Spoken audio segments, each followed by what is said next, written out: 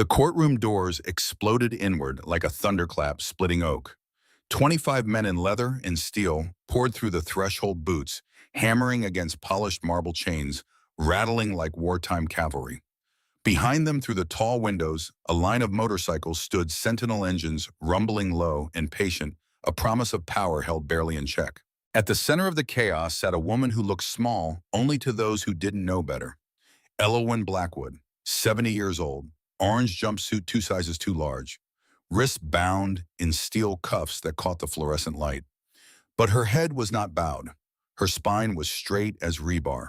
Her eyes were the color of winter steel, and they were not afraid. The man at the front of the pack was built like he'd been assembled from spare parts and bad decisions. 6'2" leather vest worn soft from years of road salt and desert sun. On his back, embroidered in silver thread that caught the light, President. Steel Covenant MC. Beneath that, a name that didn't match the courthouse records, but matched the woman in orange just fine, Coltrane Blackwood. Behind him came two more. One lean and scarred hands marked with the particular geography of a welder's trade. The other younger, quieter muscles built from years of turning wrenches and swallowing words. Wilder and Rook, brothers not by blood, but by something stronger. Something forged in kitchens that smelled like yesterday's coffee and unconditional love. The judge, a steel-haired woman named Patricia Holloway, who'd spent 30 years believing that she'd seen everything, raised her gavel like a weapon. "Who authorized you people to enter my courtroom?" Colt stepped forward. His voice was gravel and honey threat and respect mixed in equal measure. "We're family of the accused, Your Honor. We got rights, same as anybody." Judge Holloway's knuckles went white around the gavel, but she didn't bring it down.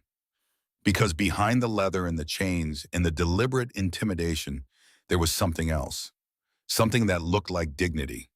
Like men who knew exactly how much force they could bring to bear and had chosen very carefully not to. "Sit down," she said, "all of you, and if one person so much as coughs without permission, I'll have you removed in cuffs." They sat. 25 men arranged themselves across the back rows like soldiers at inspection. Silent, watchful, waiting. Elowyn Blackwood didn't turn around to look at them. She didn't need to. She knew they were there the way a general knows her army, the way a mother knows her sons. 3 weeks earlier, the letter had arrived on a Tuesday. Elowyn sat at her kitchen table in the house that had held her life for 40 years. The table was old pine scarred from decades of homework and spilled coffee and meals stretched thin to feed growing boys. 3 chairs surrounded it. One was oak ladderback purchased at a garage sale in 1998 when she didn't have money for new furniture but had a 2-month-old baby who needed a high chair more. One was folding metal stamped with Jefferson Elementary School in faded letters liberated from the storage closet when the district was throwing them away. The third was a black wooden stool painted with orange flames by a 15-year-old boy who thought he was an artist and turned out to be right.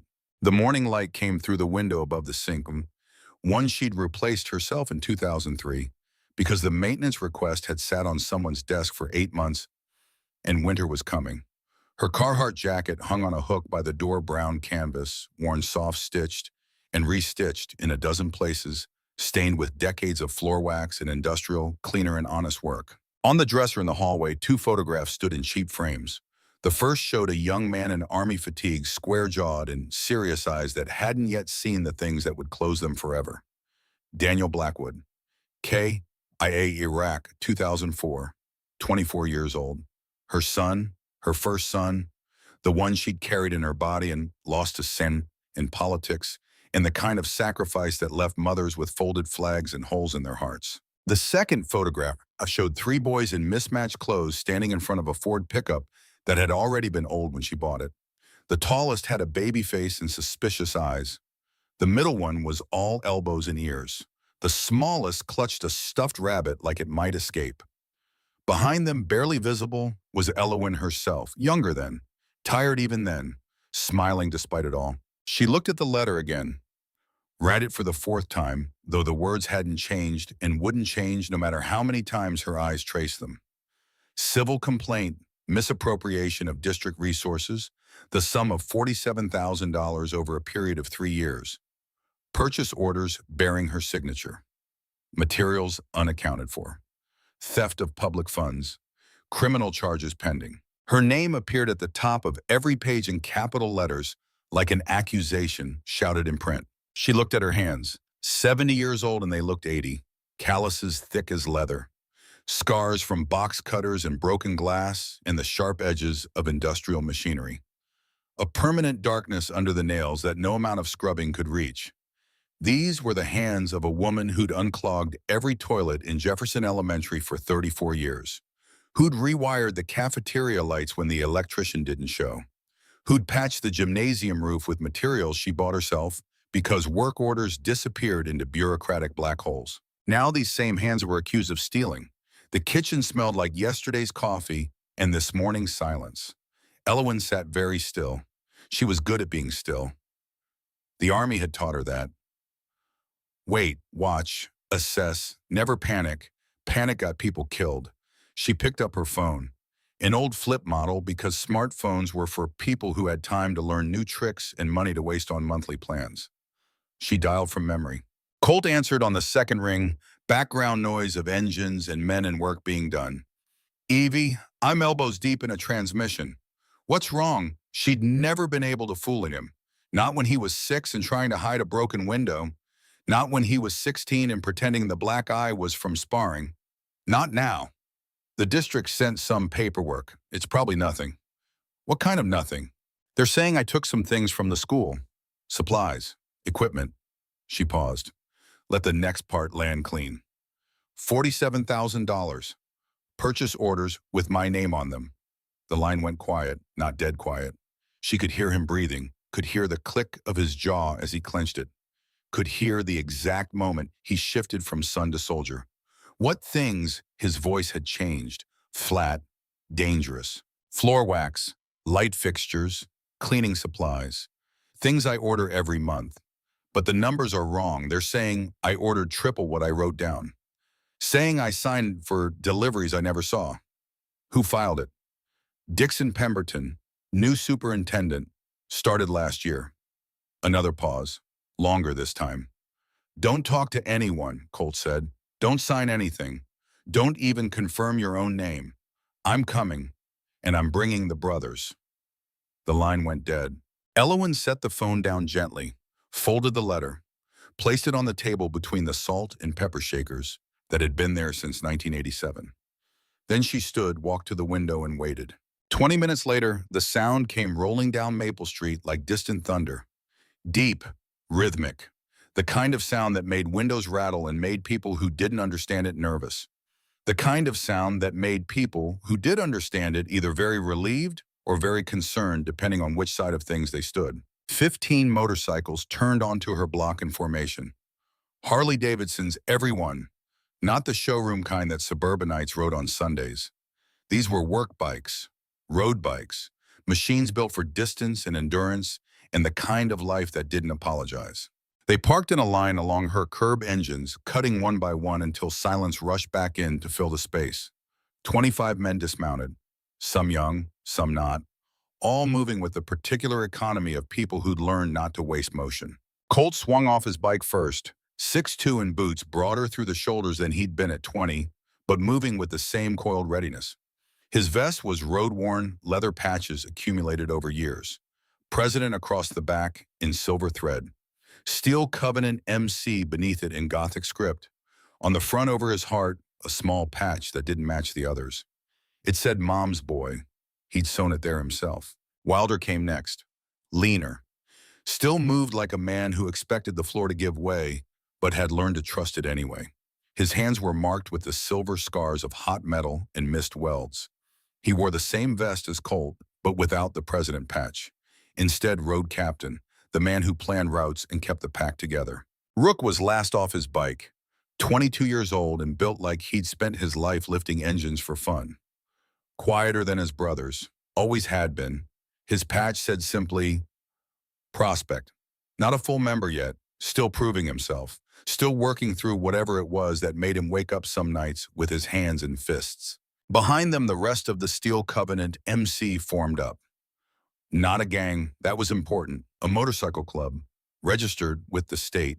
They paid tax, followed laws, held charity rides for children's hospitals and veterans organizations. But they also remembered where they'd come from, and they didn't forget their debts. Elowen opened the door before they could knock. "Kitchen," she said. "I'll make coffee." It was what she always said. What she'd said when Colt was 2 and crying from teething pain. What she'd said when Wilder was 9 and his mother's funeral was the next day. What she'd said when Rook was 8 and showed up at her door with a social worker and eyes that had seen too much. Kitchen, coffee, the universal language of home. They filed in, 25 men in a house built for 4.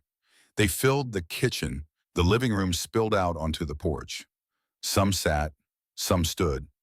Most of them watched Elowen with the particular attention of men who'd learned everything worth knowing from the woman making coffee in a pot older than most of them. She poured, passed mugs, didn't bother with cream or sugar because she'd raised them to drink it black. When everyone was settled, when the ritual was complete, she pulled out the letter. Colt read it first. His jaw worked as his eyes moved down the page. Then he passed it to Wilder, who read it twice. Then to Rook, who read it once and set it down like it might bite. 47,000, Colt said. That's what they claim. Over 3 years.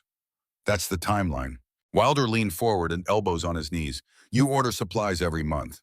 I've seen your system. You've got records. 34 years worth. Elowen walked to the hallway closet, opened it. Inside, stacked on shelves like historical archives, were composition notebooks. Dozens of them. Black and white marbled covers. Dates written in permanent marker on the spines. She pulled out 3 at random, opened the first to a page marked October 1998. Her handwriting filled every line. Neat. Precise. The handwriting of a woman who'd learned record-keeping in the Army, where sloppiness got people killed. October 3rd, 1998. 12 gallons floor wax. Industrial grade. Delivered 7:15 a.m. Signed D. I am receiving. October 10th, 1998. Replacement ballast cafeteria fixtures quantity 4. Delivered 2:30 p.m. Signed DM receiving. On and on. Every purchase, every delivery, every signature. 34 years of a life measured in mop heads and light bulbs and the quiet dignity of work done right. Colt took the notebook, compared it to the purchase order attached to the lawsuit. October 1998, 30 gallons floor wax. His eyes narrowed. You wrote 12, they claim 30. I know. Wilder grabbed another notebook. November 2001, November 8th, 2001, ballast quantity 4, delivered 8 a.m. The purchase order said 18. Someone changed the numbers, Wilder said. Someone did, Elowen agreed. The room had gone very quiet. 25 men who'd learned to read silence the way sailors read weather. This was the kind of quiet that came before storms. Colt set down the notebook carefully. Tell me about Dixon Pemberton. Elowen poured herself coffee, sat down at her own table, took a sip before answering because she was 70 years old and she'd be damned if she rushed for anyone. Came in as superintendent 18 months ago, young, 45 maybe, wears pressed shirts, drives an Audi, cut the maintenance budget his first month, said we were overspending on supplies. You said something. It wasn't a question. Colt knew his mother. I mentioned to Principal Hartley that supplies were running low even though the budget showed increased spending. Told her the numbers didn't match what I was seeing, asked if maybe someone should look into it. When, 3 weeks ago, Rook spoke for the first time. His voice was quiet, but everyone listened. He filed this 2 weeks after you raised questions. Give or take. The men exchanged looks, a whole conversation happening in glances and small movements. This was the language of people who'd learned to communicate in loud bars and on highways at 70 miles per hour with nothing but hand signals. Colt stood. Tell me about the beginning. How'd we get here? Elowen smiled, small, private, the smile of a woman remembering a time when life was simpler and harder and somehow better for it. Which beginning? There's 3. 26 years ago, Elowen pulled her Ford pickup into the Jefferson Elementary parking lot at 4:30 in the morning. The sky was still dark. The building was a black shape against slightly less black sky. She liked it this way. Quiet, empty, before the chaos of children and teachers and all the noise that came with daylight. She was 44 years old, a widow of 3 years, mother of 1 son living, mother of 1 son lost. Daniel had been gone 4 years by then, killed in a place she couldn't find on a map in a war she didn't understand for reasons nobody could quite explain. The army had sent her a flag and a letter signed by someone who'd never met her boy. She put the flag in a box and put the box in a closet and tried very hard not to think about it. Work helped. Work was something you could control. Floors didn't argue. Toilets didn't care about politics. Broken lights either worked or they didn't, and if they didn't, you fixed them. She unlocked the maintenance entrance, flipped on lights as she went. The building came alive in sections, fluorescent tubes flickering to life with small electric hums. She made her way to the gymnasium. Always started there. Big space, easy to see what needed doing. That's when she heard it. Not the wind, not the building settling, not any of the normal sounds that old schools made in the dark hours before dawn. A baby crying? Elwyn had been an army medic, had been trained to run towards sounds that made other people run away. So she moved toward the sound without thinking, flashlight in hand, heart already shifting into the gear it had learned in Germany during the Cold War, when crying sometimes meant something worse than hunger. She found the box behind the gymnasium bleachers. Cardboard. The kind that photocopier paper came in, and inside, wrapped in a blanket that had seen better days, was a baby. Days old, maybe a week. Hard to tell. Red-faced from crying, fists clenched, furious at a world that had already done him wrong. There was a note, notebook paper, handwriting that shook. Please take care of him. I can't, I'm sorry. Elwyn had been a mother. Was a mother still, though her son was gone. Her body remembered how to hold a baby, how to cradle a head still soft, how to make those small sounds that mean safety in a language older than words. She picked him up. He was warm, alive. Hers whether anyone else knew it yet or not. Hey there, she said softly. Hey, little man, I got you. You're okay now. My name's Elwyn. I'm the janitor here. I fix things. Let's get you fixed up. She called the police from the school office. They came with questions and paperwork and a social worker who looked too young to have opinions, but had them anyway. We'll need to take him to county services, the social worker said. Her name tag said Melissa. She had kind eyes and a job that would make them hard soon enough. I can take him, Elwyn said. Ma'am, there are procedures, foster care, background checks. It's not that simple. I've got a spare room. It was my son's. I've got formula from when my neighbor's baby stayed over. I've got time. I work here so I can keep him with me during the day until things get sorted. The police officer, an older man named Frank, who'd been on the force since before Elwyn moved to town, looked at the baby, looked at Elwyn, and made a decision. Temporarily, he said, until services can do their assessment, but you'll need to file the paperwork. I'll file whatever needs filing. She named him Coltrane, after John Coltrane, because Daniel had loved jazz and because the baby needed a name stronger than his circumstances. For 4 months, Elwyn mopped hallways with Coltrane, sleeping in a bassinet in her supply closet. The teachers brought clothes their own children had outgrown. The cafeteria cook, a woman named Ruth, who'd worked there longer than Elwyn, left extra plates of food with notes that said, "For you and the baby." The social workers did their checks, looked at her bank account and her background in her tiny house. Raised eyebrows at her age, her income, her status as a single woman working a custodian's wage. But Coltrane thrived, gained weight, smiled, grabbed at Elwyn's fingers with the grip of someone who'd found an anchor. When the judge asked why she wanted to adopt him, Elwyn said it plain. He needs someone. I'm here. That's enough.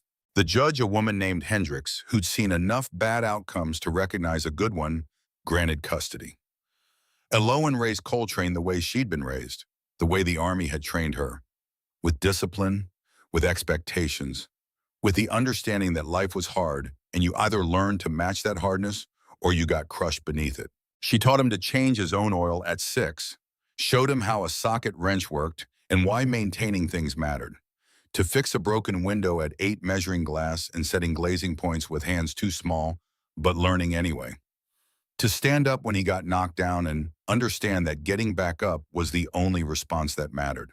When he was 17 and decided school wasn't for him, Elwyn didn't beg, didn't cry, didn't lecture about wasted potential or disappointed expectations.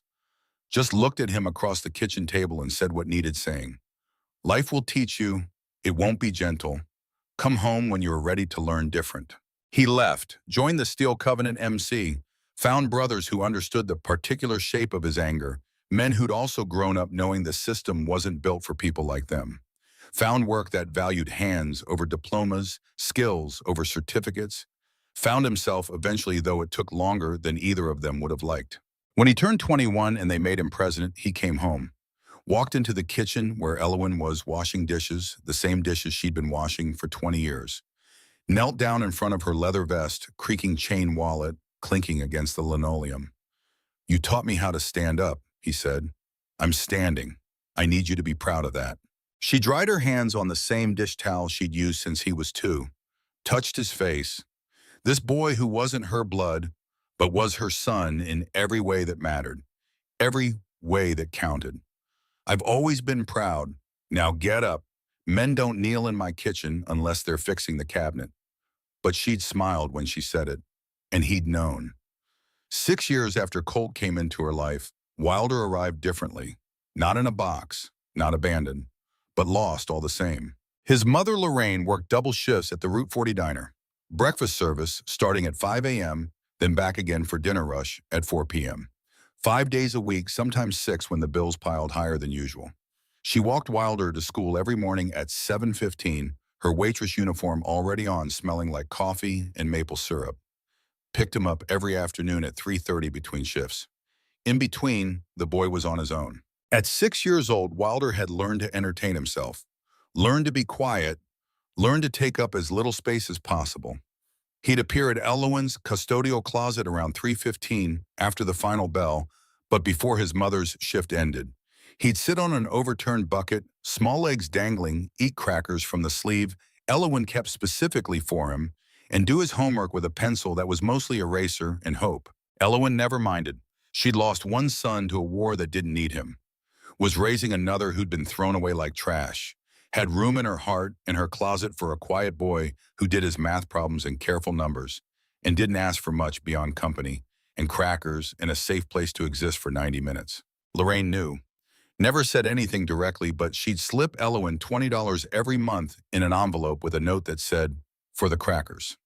Elowen would slip it back in Lorraine's coat pocket when she wasn't looking. They had an understanding. They were both women doing what needed doing with whatever they had. December 2009. Ice storm, the kind that turned Interstate 40 into a skating rink and made every drive a gamble with physics and luck. Lorraine's dinner shift ended at 10. She left the diner at 10:15, tipped out exhausted, probably thinking about the boy waiting at home with a neighbor. Lost control of her 12-year-old Honda Civic at 10:40 on Highway 9, 2 miles from the house she rented 3 miles from safety. The police found Elowen's number in Lorraine's phone under School Lady Who Watches W.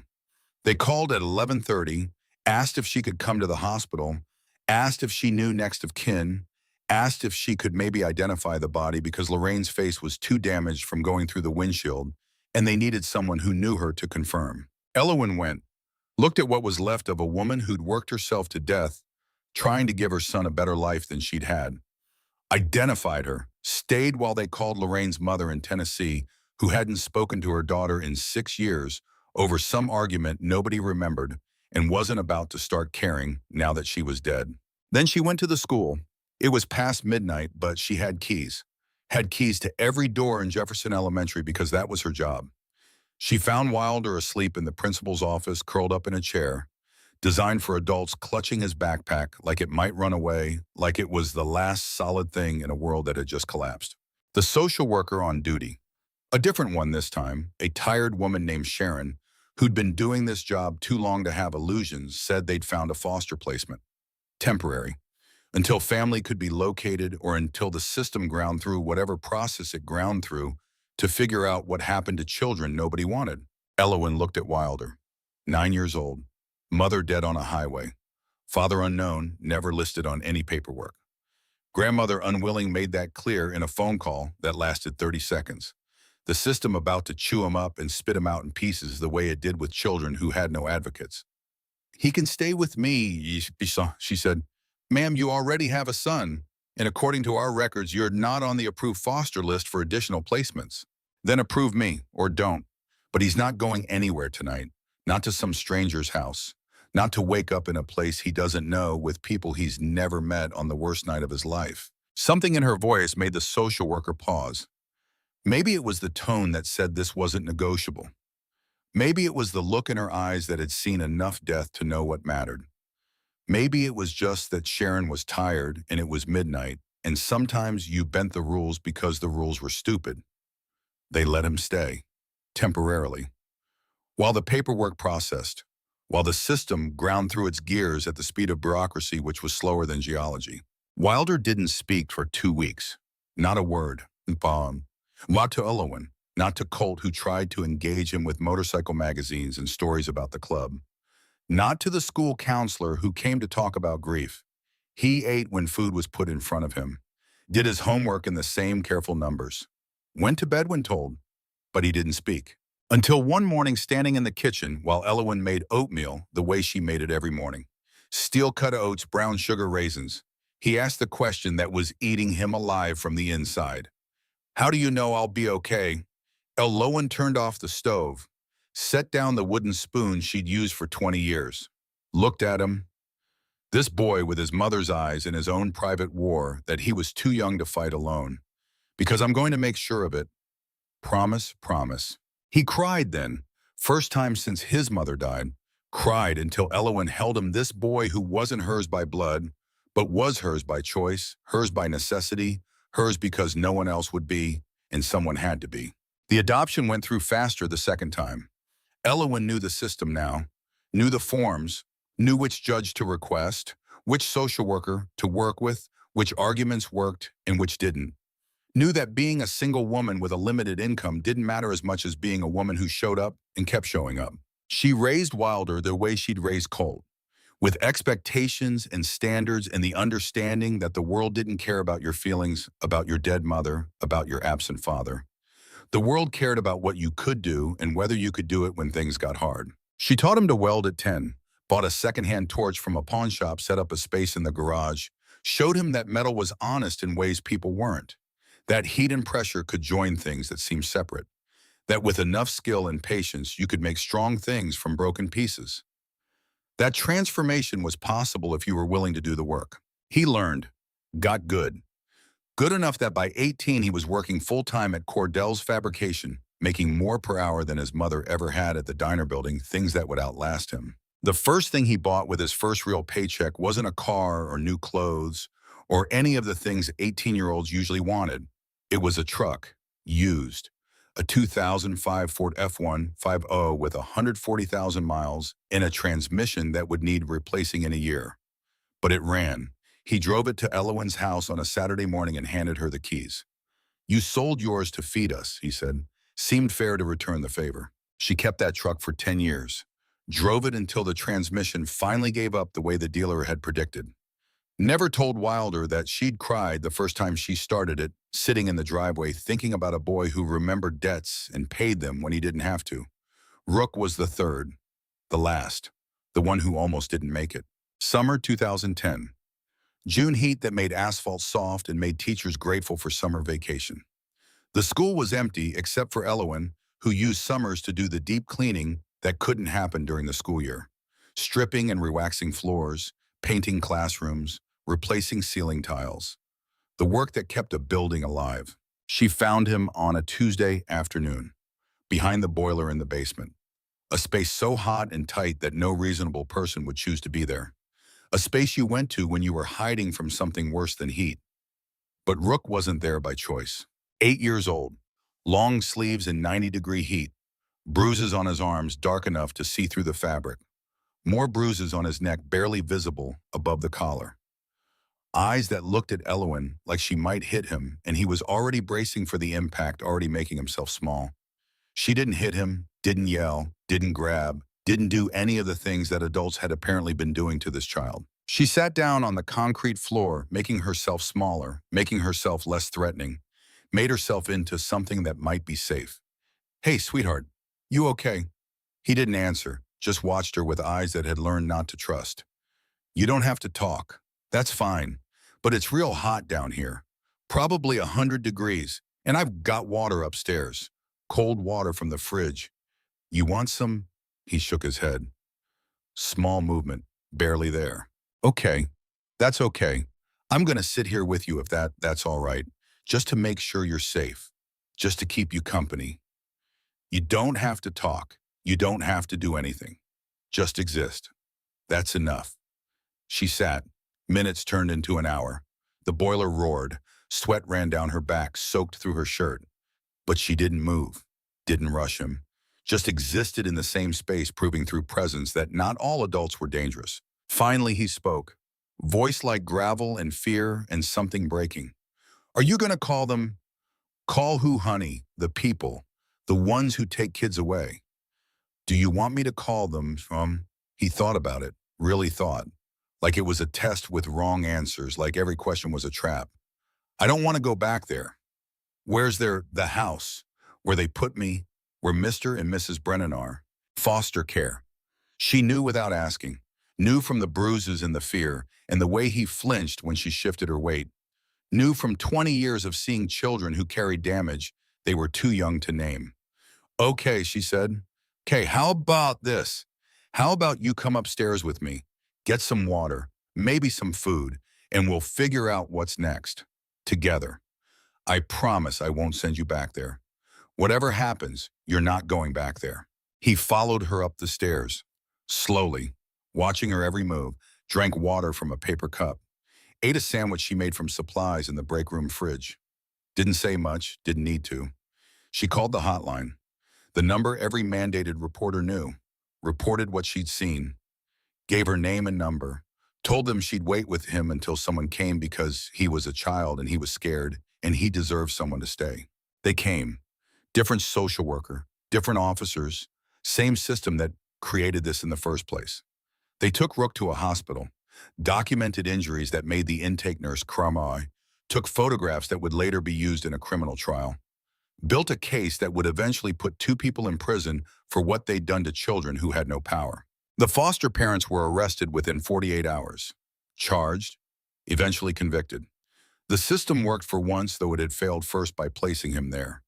But Rook wouldn't eat, wouldn't speak, sat in the temporary placement and stared at walls and waited for the next bad thing because bad things always came, until they brought him to Elowen. She was on the approved foster list by then, had 2 sons already, had a system that worked, had a track record, had room for one more child who needed not to be given up on. They brought him on a Friday afternoon. He walked into her house carrying nothing, no clothes, no toys, no belongings, just a garbage bag with whatever the temporary placement had given him. He looked around like he was cataloging exits, escape routes, weapons, threats. Elowen showed him his room, Daniel's old room, Colt's first room, Wilder's after that, the room that seemed to exist specifically for boys who needed saving, though she'd never thought of it that way. Just a room, just a bed, just a space. This is yours, she said. Long as you need it, could be a week, could be a year, could be forever. That's up to you and the courts and how things work out. But while you're here, it's yours. Nobody's going to hurt you here. That's a promise I can keep. He looked at the bed, the dresser, the window that looked out on the backyard where Colt and Wilder were working on a motorcycle engine, teaching themselves mechanics through trial and error. Can I stay forever? The question was small, scared. The question of a boy who'd learned that forever was a lie that adults told but wanted to believe anyway, wanted it so badly it hurt. Yeah, Elowen said, yeah, you can. He cried then. She held him. This boy who wasn't hers except he was, who'd been broken by people who should have protected him, who'd survived anyway because children survive things they shouldn't have to. She raised him different than the others, gentler, with more patience and fewer expectations initially. He needed time to learn that not all adults hurt, that home could be safe, that love didn't come with conditions or violence or the threat of either. She taught him to work with his hands like the others, engines instead of welding, taught him that machines made sense when people didn't, that you could take something broken and make it run again if you were patient enough, careful enough, willing to understand how the pieces fit together. He learned slowly, carefully, never quite lost the wariness that came from learning young that the world was dangerous. But he learned to smile, to laugh, to trust that when Elowen said she'd be there, she would be. That promises from her mouth meant something. By 22, he was working at Cordell's fabrication with Wilder, rebuilding engines, making decent money, building a life that didn't include fear as its foundation. And when Colt started the Steel Covenant MC, when he needed members who understood loyalty, Rook was the first to prospect, the first to earn his patch through work and dedication, the first to prove that broken things could be made strong again if someone cared enough to do the work. Back in the present, the kitchen had become a war room. 25 men who'd spent their lives on the margins of society, who'd learned to read people better than books, who knew the difference between justice and law, sat watching a 70-year-old woman organize her defense with the precision of a field commander. Elowen spread the notebooks across the table. 34 years of her life in black and white composition books. Every purchase, every delivery, every signature. A paper trail that stretched back before most of these men were born. Colt picked up a notebook from 2022, compared it to a purchase order from the lawsuit. His finger traced the lines, comparing numbers that should have matched but didn't. October 2022, you wrote down 8 gallons of floor wax. The purchase order says 40. I know. November, you wrote 6 replacement bulbs. They claimed 32. I know. Wilder pulled another notebook, flipped through pages. This is systematic. Every order's been inflated, 3 times the actual amount, 4 times. Someone's been skimming the difference. Someone's been doing this for a while, said a man from the back. His name was Kane, Sergeant-at-Arms of the Steel Covenant. Former Army intelligence before the Army decided they didn't need him anymore, discharged him with a general under honorable conditions and no explanation. He'd brought a laptop, already had it open. You said the superintendent's name was Dixon Pemberton. That's right. And he started when 18 months ago, February of last year. Kane's fingers moved across the keyboard with the speed of someone who'd spent years finding information people tried to hide. The room stayed quiet while he worked. These men knew how to wait, how to let the smart guy do his thing while everyone else kept their mouths shut and their eyes open and their hands ready. 5 minutes passed, then 10. The only sounds were Kane's typing and the occasional shift of weight on old floorboards. Then Kane leaned back, stared at his screen, and said a word that made 2 of the younger guys flinch. Found it. Every inflated order was fulfilled by the same company. Silverline Supplies. Registered as an LLC in Delaware 18 months ago, right when Pemberton took over as superintendent.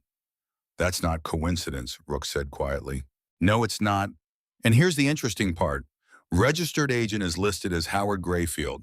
Address in Riverside. Filed taxes last year. Gross revenue of $420,000. The name meant nothing to most of them. Meant something to Kane, who'd already traced it 3 steps further. Dixon Pemberton's brother-in-law, married to his wife's younger sister Sharon, got a sheet. Minor fraud conviction in 2012, credit card scam. Did 6 months at county. Clean since then. Or smart enough not to get caught. Elowen stood very still. Her face showed nothing, but Colt knew that stillness. Had seen it before when she was calculating something, when her mind was working 3 moves ahead. It was the stillness of a woman assessing angles and outcomes and the exact amount of a force required to break something that needed breaking. Show me the numbers, she said. Kane turned the laptop around, pulled up a spreadsheet he'd built from public records and some records that weren't quite as public that required knowing where to look and how to access databases that weren't meant for public consumption. Purchase orders on one side, market prices for the same items on the other. The difference highlighted in red. A case of industrial floor wax that should cost $40 was billed at $120. Industrial light bulbs worth $15 each showed up at $45. Cleaning supplies, maintenance equipment, replacement parts. Small purchases that individually didn't raise flags but added up month after month after month into something that mattered. Over 3 years, Kane said, scrolling through the spreadsheet, I'm seeing roughly $340,000 in inflated billing. $47,000 is just what they're blaming you for. The rest went somewhere else. The room went silent.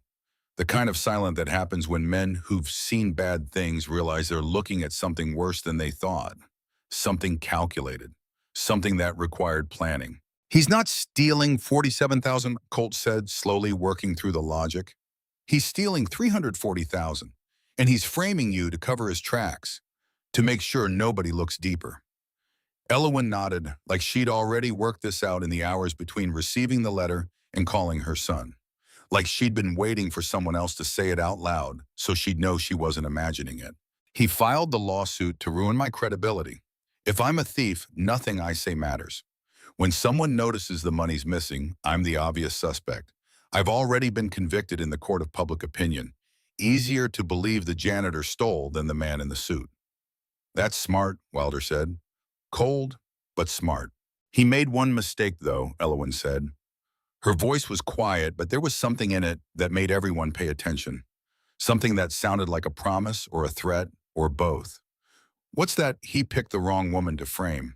For the first time since reading the letter, Elowen Blackwood smiled. Not a nice smile, not a warm one. Not the smile she gave to children or her sons or people she cared about. This was the smile of a woman who'd spent 70 years learning how the world worked and had just decided to use that knowledge as a weapon. They think I'm just a janitor, she said. They think I'm old and scared and easy to break. That I'll take a plea deal to avoid prison. That I'll go quietly. They're wrong on all three counts. They don't know what I am, and they're about to find out. Colt stood, looked at his brothers, at the men who'd followed him here on 20 minutes notice because family called, at the woman who'd taught all of them what family meant when the world had given up on teaching them. What do you need? Time, information, and for you boys to be exactly who you are, exactly what you've become. We're good at that. I know. That's why I raised you this way. The planning took most of the night. Men came and went as shifts ended and began. Phones were called. Favors were asked from people who owed them or remembered kindness or just didn't like seeing old women get railroaded by men in suits who thought being educated meant being smart. The network that existed in the spaces between legal and not quite spread out across 3 counties. Mechanics who knew which cars belonged to which people. Bartenders who heard things. County clerks who had access to records. People who existed in the margins but saw everything because nobody noticed them. By morning they had a plan, not a good plan, not a safe plan, not the kind of plan lawyers would approve of, but a plan. Colt would handle Pemberton directly. Background, history, anything that might show a pattern of behavior. People who'd worked with him before, places he'd been, money he'd spent. Wilder would find the whistleblower. Someone inside the school system who'd seen something, known something, been too scared to speak but might find courage with the right push, the right protection. Rook would stay with Elowen, not because she needed protection from physical threats, because she needed a witness, someone who could testify that she never ran, never hid, never acted like a woman with something to hide. And Elowen herself would do what she'd always done, work, document, wait for the system to make its move so she could counter it, play defense until it was time to play offense. The arrest came on a Wednesday morning, 6 a.m. exactly, 3 police cars and a warrant signed by a judge who'd never met Elowen Blackwood, but had read a very convincing affidavit from a superintendent with pressed shirts and credentials and the backing of the school board. Elowen was making coffee when they knocked. She'd been awake since 4:30, same as every morning for 34 years. Body didn't know how to sleep past that anymore. She opened the door before they could knock twice. Looked at the officers with the calm of someone who'd been expecting this. Ms. Elowen Blackwood, that's right. We have a warrant for your arrest on charges of embezzlement and theft of public funds. You have the right to remain silent. Anything you say can and will be used against you in a court of law. They read her the rest of the Miranda warning. She listened, didn't interrupt, didn't argue. When they were done, she held out her wrists. I'll need to turn off the coffee pot first. Ma'am, we need to do this now. Officer, I've been making coffee in that pot for 20 years. It's older than your car. If I don't turn it off, it might burn my house down. Unless you want to add arson to whatever you're charging me with, give me 30 seconds. The lead officer, a younger man named Torres, who looked like he'd rather be anywhere else, nodded, followed her to the kitchen, watched while she turned off the pot, hung her Carhartt jacket on its hook with care, left a note on the table in handwriting that hadn't changed in 34 years. Gone to handle business. Back soon. Don't worry. She signed it. Mom. They cuffed her gently. Torres had a mother, had a grandmother, knew how to treat a 70-year-old woman with dignity even when you were arresting her, walked her to the car while neighbors started coming out of houses, started staring, started whispering. Elowen kept her head up, her spine straight, gave them nothing to whisper about except the fact that she looked more dignified in handcuffs than most people looked in Sunday clothes. Looked like someone who'd done nothing wrong and knew it. Rook's motorcycle roared to life 3 houses down. He'd been waiting since 5 a.m., watching, ready. He followed the police cars at a careful distance, not close enough to interfere or give them reason to stop him, close enough to bear witness, close enough to know where they took her. At the station, they processed her through the system that processed everyone the same way, regardless of who they were or what they'd done. Fingerprints, photographs from 3 angles. The machinery of justice grinding a woman who'd never been arrested, never been in trouble, never been anything but exactly what she appeared to be. They put her in a holding cell, concrete walls painted institutional beige, metal bench bolted to the floor, toilet in the corner with no seat, the kind of place designed to break people down, make them small, make them confess to things they didn't do just to get out. Elowen sat on the bench, folded her hands in her lap, waited. She was good at waiting, had been waiting her whole life for various things, for Daniel to come home from war, for social workers to make decisions, for boys to learn to trust her. Waiting was just another form of work.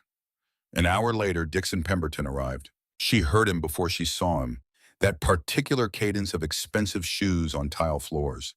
The sound of a man who'd never questioned whether doors would open for him, whether people would listen, whether he deserved the space he took up.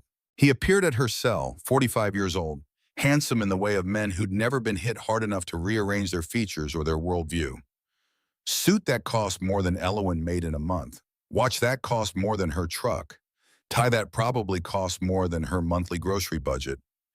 He smiled, the smile of someone who thought they'd already won, who thought this was over before it started.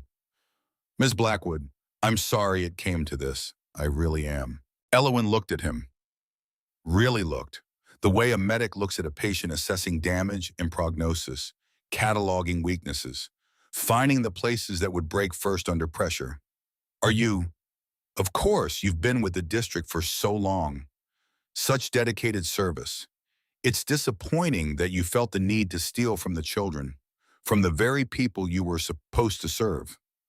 How long have you been doing this, Mr. Pemberton? His smile flickered. Just for a second. Just long enough for Elowen to see that she'd hit something true, something he hadn't expected her to know. Doing what? Stealing, skimming, whatever you call it when you take money that's not yours and blame someone else. Setting up shell companies. Inflating purchase orders. Taking from children and teachers and putting it in your pocket. I have no idea what you're talking about. The evidence is very clear. You signed fraudulent purchase orders. The materials never arrived. The money is gone. That's theft, Ms. Blackwood. Simple theft. Yes, you do know what I'm talking about. You've been doing it long enough to get good at it. Long enough to set up shell companies and fake invoices and systems that look legitimate until someone actually checks. Until someone who knows the real numbers compares them to your fake ones. How many districts have you done this to? How many custodians did you frame before me? His smile was gone now, replaced by something colder, harder, more honest. You're confused, old, probably don't even remember what you signed. The evidence is very clear, Ms. Blackwood. You stole $47,000 over 3 years. You'll be convicted. You'll go to prison, and no one will believe anything you say because you're a thief, a desperate old woman who betrayed the trust placed in her. Elowen stood, walked to the bars, looked Dixon Pemberton in the eyes with the gaze of a woman who'd seen men die and live and make every choice in between, who'd seen what men were capable of and wasn't impressed by suits or titles or the ability to lie convincingly. I know what you're doing. I can't prove it yet, but I will. And when I do, you're going to learn something important about the world. What's that? That underestimating old women is the last mistake young men make. That stealing from people who have nothing left to lose is dangerous. That I've spent 70 years learning how to fight and I haven't forgotten how. He laughed, actually laughed. The sound echoed off concrete walls and came back hollow. You're 70 years old. You make $12 an hour. You have no lawyer, no resources, no power, no connections. What exactly do you think you're going to do? Mount some kind of crusade? You're nobody, Mrs. Blackwood. Just a janitor. Just an old woman who's about to learn that the system doesn't care about you. Whatever it takes, whatever needs doing, you picked the wrong person. You thought I'd be easy. Thought I'd be too old, too tired, too scared to fight back. You were wrong, and that mistake is going to cost you everything. He shook his head, turned to leave, stopped at the door, looked back over his shoulder with the kind of casual cruelty that comes from never having consequences. You should have best stayed quiet, kept your head down, finished out your years, and retired. Gone quietly into whatever old women go into. Now you're going to die in prison. That's on you, Ms. Blackwood. That's your choice. You could have made this easy. He left, footsteps fading, door closing, silence settling back in like dust. Elowyn sat down, took a breath, let it out slow. Centered herself the way she'd learned in the army when panic wasn't an option and fear would get you killed. From the cell next to hers, a voice spoke, rough, female, the voice of someone who'd spent time in places like this and learned the language. That man's got it coming. Yes, Elowyn said quietly. Yes, he does. You gonna give it to him? Yes. Good. System needs more women like you, women who fight back. The bail hearing happened that afternoon. Elowyn stood in orange hands cuffed while a public defender she'd never met and would never meet again argued for reasonable bail. The prosecutor, a woman who looked tired and overworked and out of patience with everything, argued she was a flight risk. Had worked at the school for decades, knew the building, could destroy evidence, had no ties to the community despite living there for 40 years. The judge, a man who'd been on the bench long enough to have seen this exact scenario play out 100 times, with 100 different faces, set bail at $50,000. Elowyn's heart sank. She didn't have $50,000, didn't have $5,000, had maybe $800 in her savings account, in a truck that was worth less than that, in a house that was paid off but would take months to sell if she could even bring herself to do it. The gavel came down. They started to lead her away. Back to the cells, back to concrete and metal and waiting. That's when the doors at the back of the courtroom opened. Colt walked in first. Behind him, 24 more men, Steel Covenant MC in full colors, leather and patches, and the weight of men who'd decided something mattered. They filled the gallery, stood in a line like soldiers at attention, silent, watchful. Colt approached the bench with the kind of deliberate movement that made people nervous and careful. Your Honor, I'm here to post bail for my mother. The judge looked at him, at the leather, at the patches, at the very clear statement being made about who these people were and what they were willing to do. You have the funds. Yes, sir, cash. He pulled out an envelope. Not a bank envelope, just a manila envelope that had been sitting on someone's desk. Counted out $50,000 in hundreds on the judge's bench. Bills that had been gathered from 25 men in 6 hours. Some from savings accounts that were supposed to be for emergencies. Some from selling motorcycles and tools and things that could be replaced. All of it given freely for a woman who taught them that family wasn't blood. It was choice. It was showing up. The judge counted it twice, nodded to the clerk. Bail is posted. Ms. Blackwood, you are free to go pending trial. You are not to leave the county. You are to appear at all scheduled hearings. Do you understand?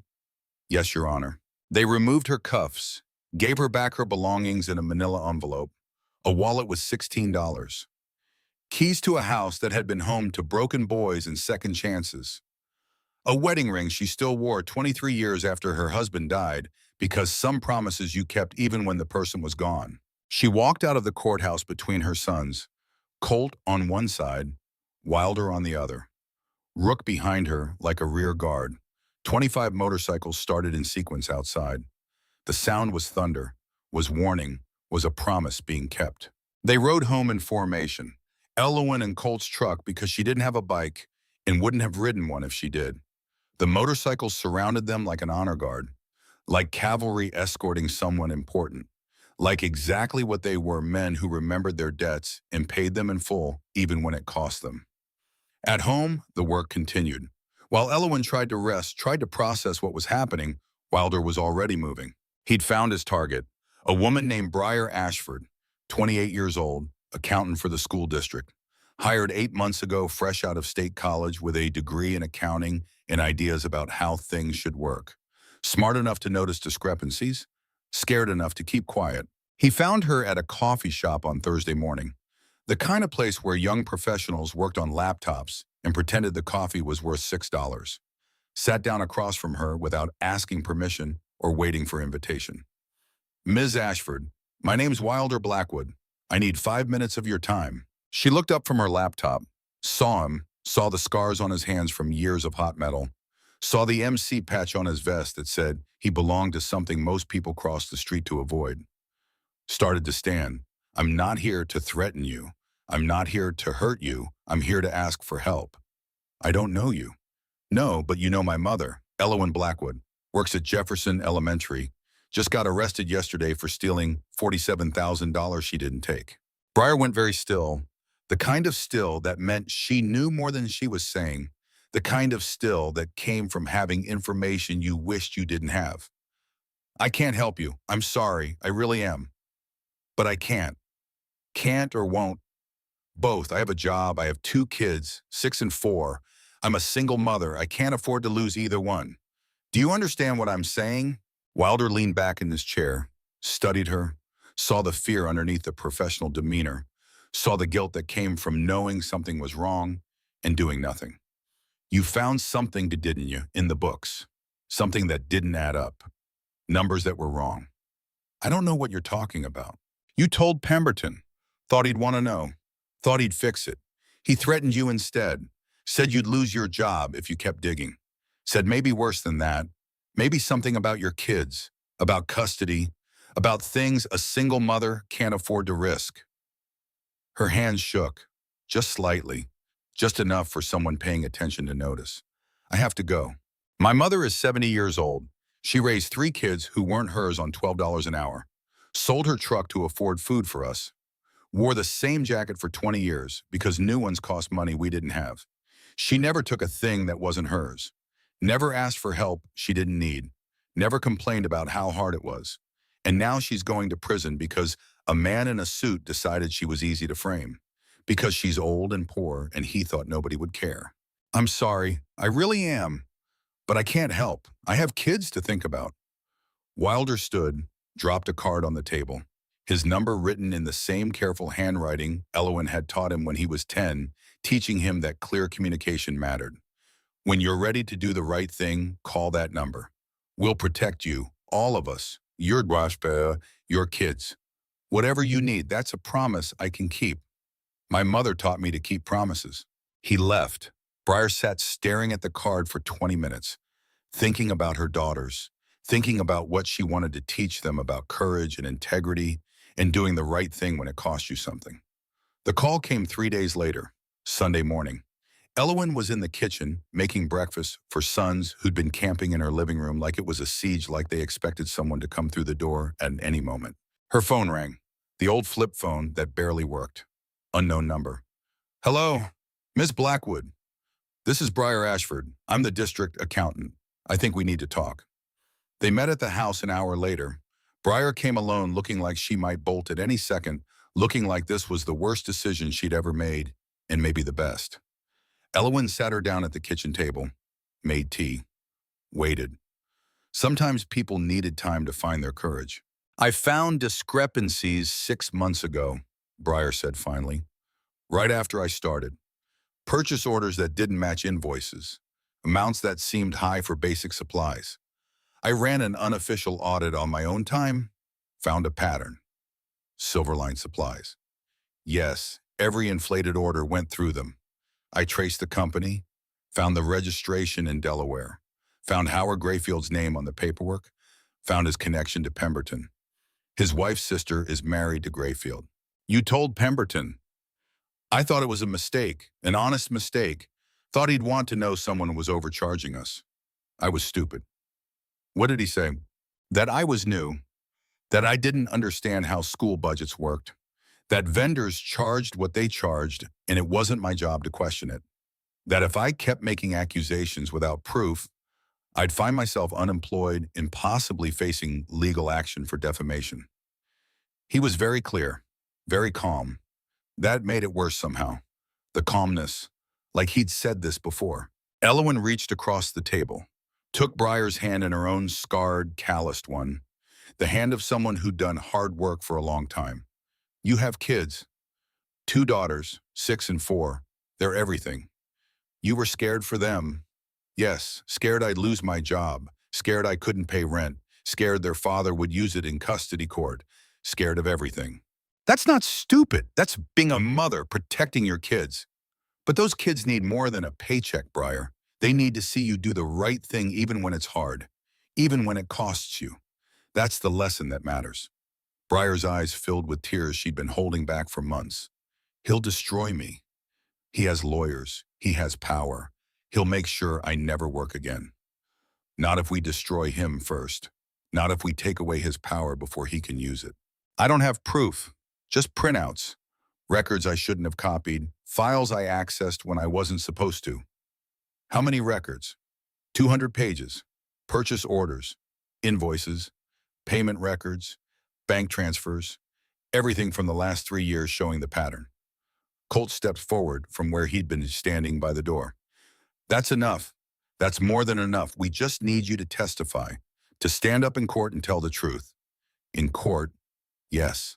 He'll have lawyers, good ones, expensive ones. They'll tear me apart. They'll make me look like I'm lying or incompetent or both. Elowen stood, walked around the table, knelt down so she was eye level with this young woman who was trying so hard to be brave to do the right thing when every instinct said run. I raised 3 boys who the world threw away, boys the system gave up on, taught them to stand up when everything said to stay down, taught them that doing the right thing matters more than to doing the easy thing. You can do this, you're stronger than you think, and you won't be alone. We'll be there, all of us.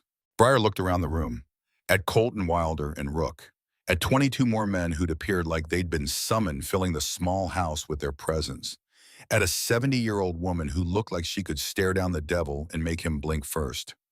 Okay, she whispered. Okay, I'll do it. For my daughters. So they know their mother stood up. That night, they spread Briar's documents across every available surface in Elowen's house.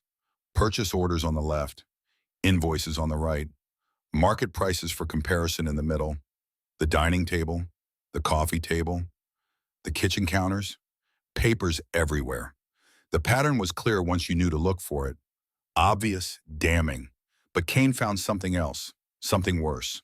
This is bigger than supply fraud, he said, pointing to a spreadsheet that Briar had flagged, but not fully understood, hadn't had the context to recognize. This is a transfer log, money being moved from one account to another in small increments. Which accounts? Teacher Retirement Fund, $2.1 million total, being transferred in increments of $10,000 over the past 18 months to 5 different shell companies registered in Delaware. Same pattern as the supplies. Small enough not to trigger automatic reviews. Large enough to add up to something that matters. The room went silent. The kind of silent that happens when men who've seen bad things realize they're looking at something that crosses a line even they wouldn't cross. He's not just stealing from supplies, Wilder said slowly, working through the implications. He's stealing retirement money. From teachers who've worked 30 years for poverty wages, Colt added. From people who have nothing else, Rook finished. People who've given their whole lives and this is all they get.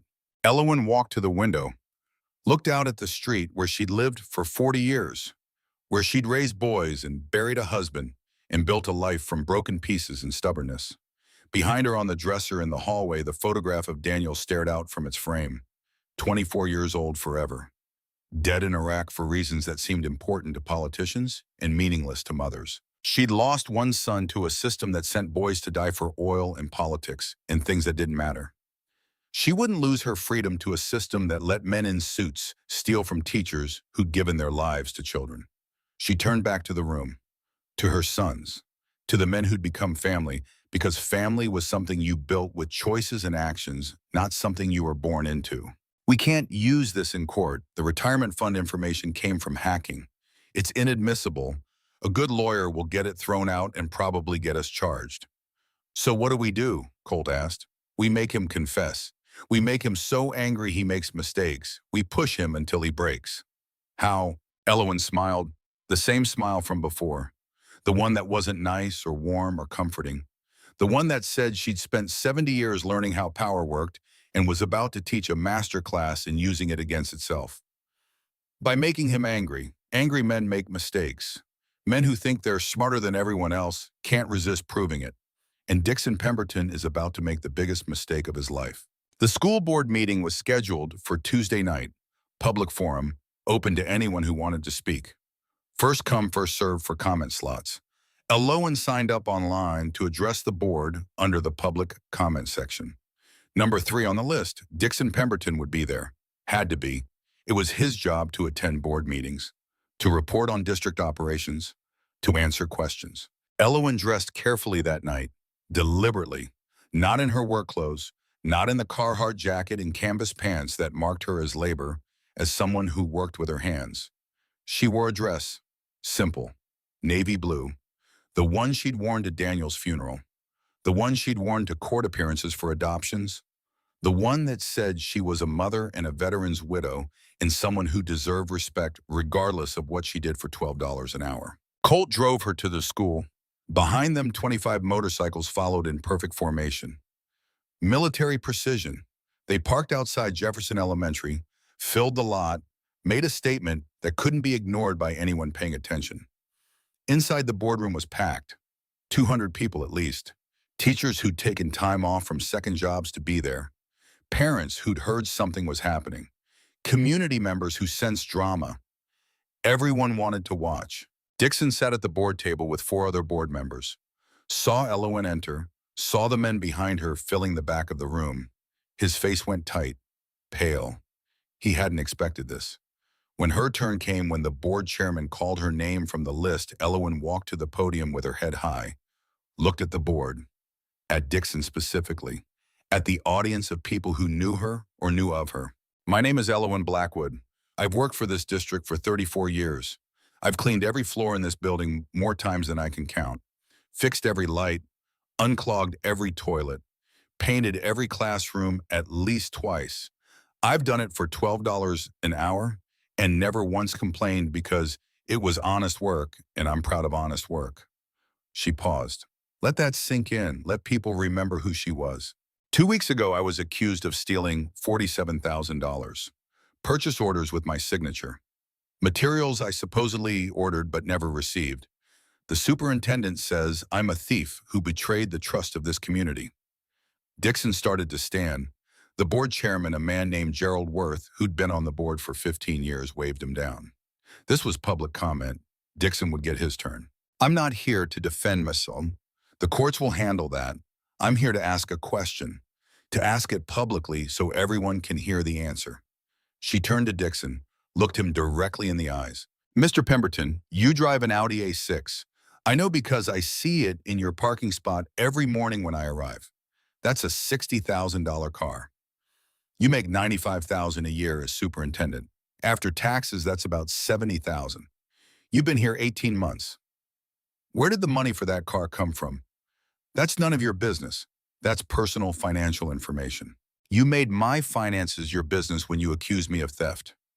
Seems fair to return the favor. Answer the question. Where did you get the money?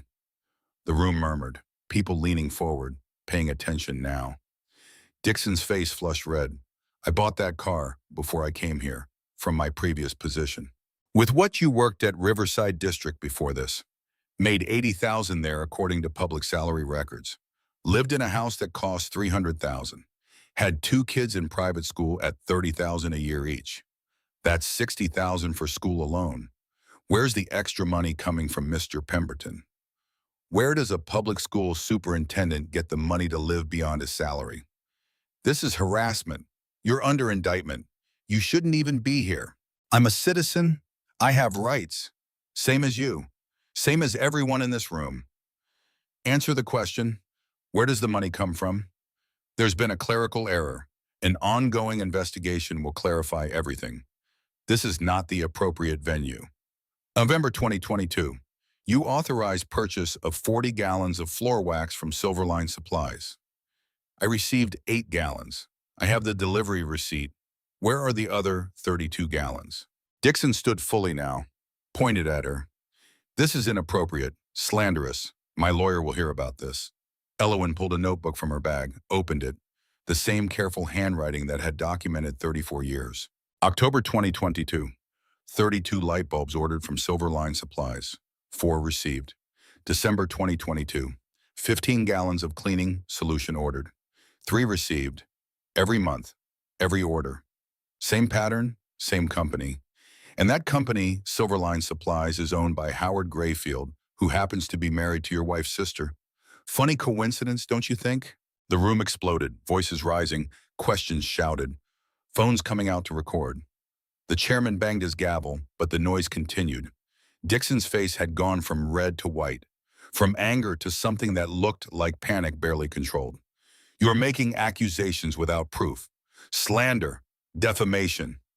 My lawyer will hear about this. You'll be sued for everything you have, which it isn't much. Elowen closed the notebook carefully, looked at the board, at the audience, at the teachers who'd worked with her for decades.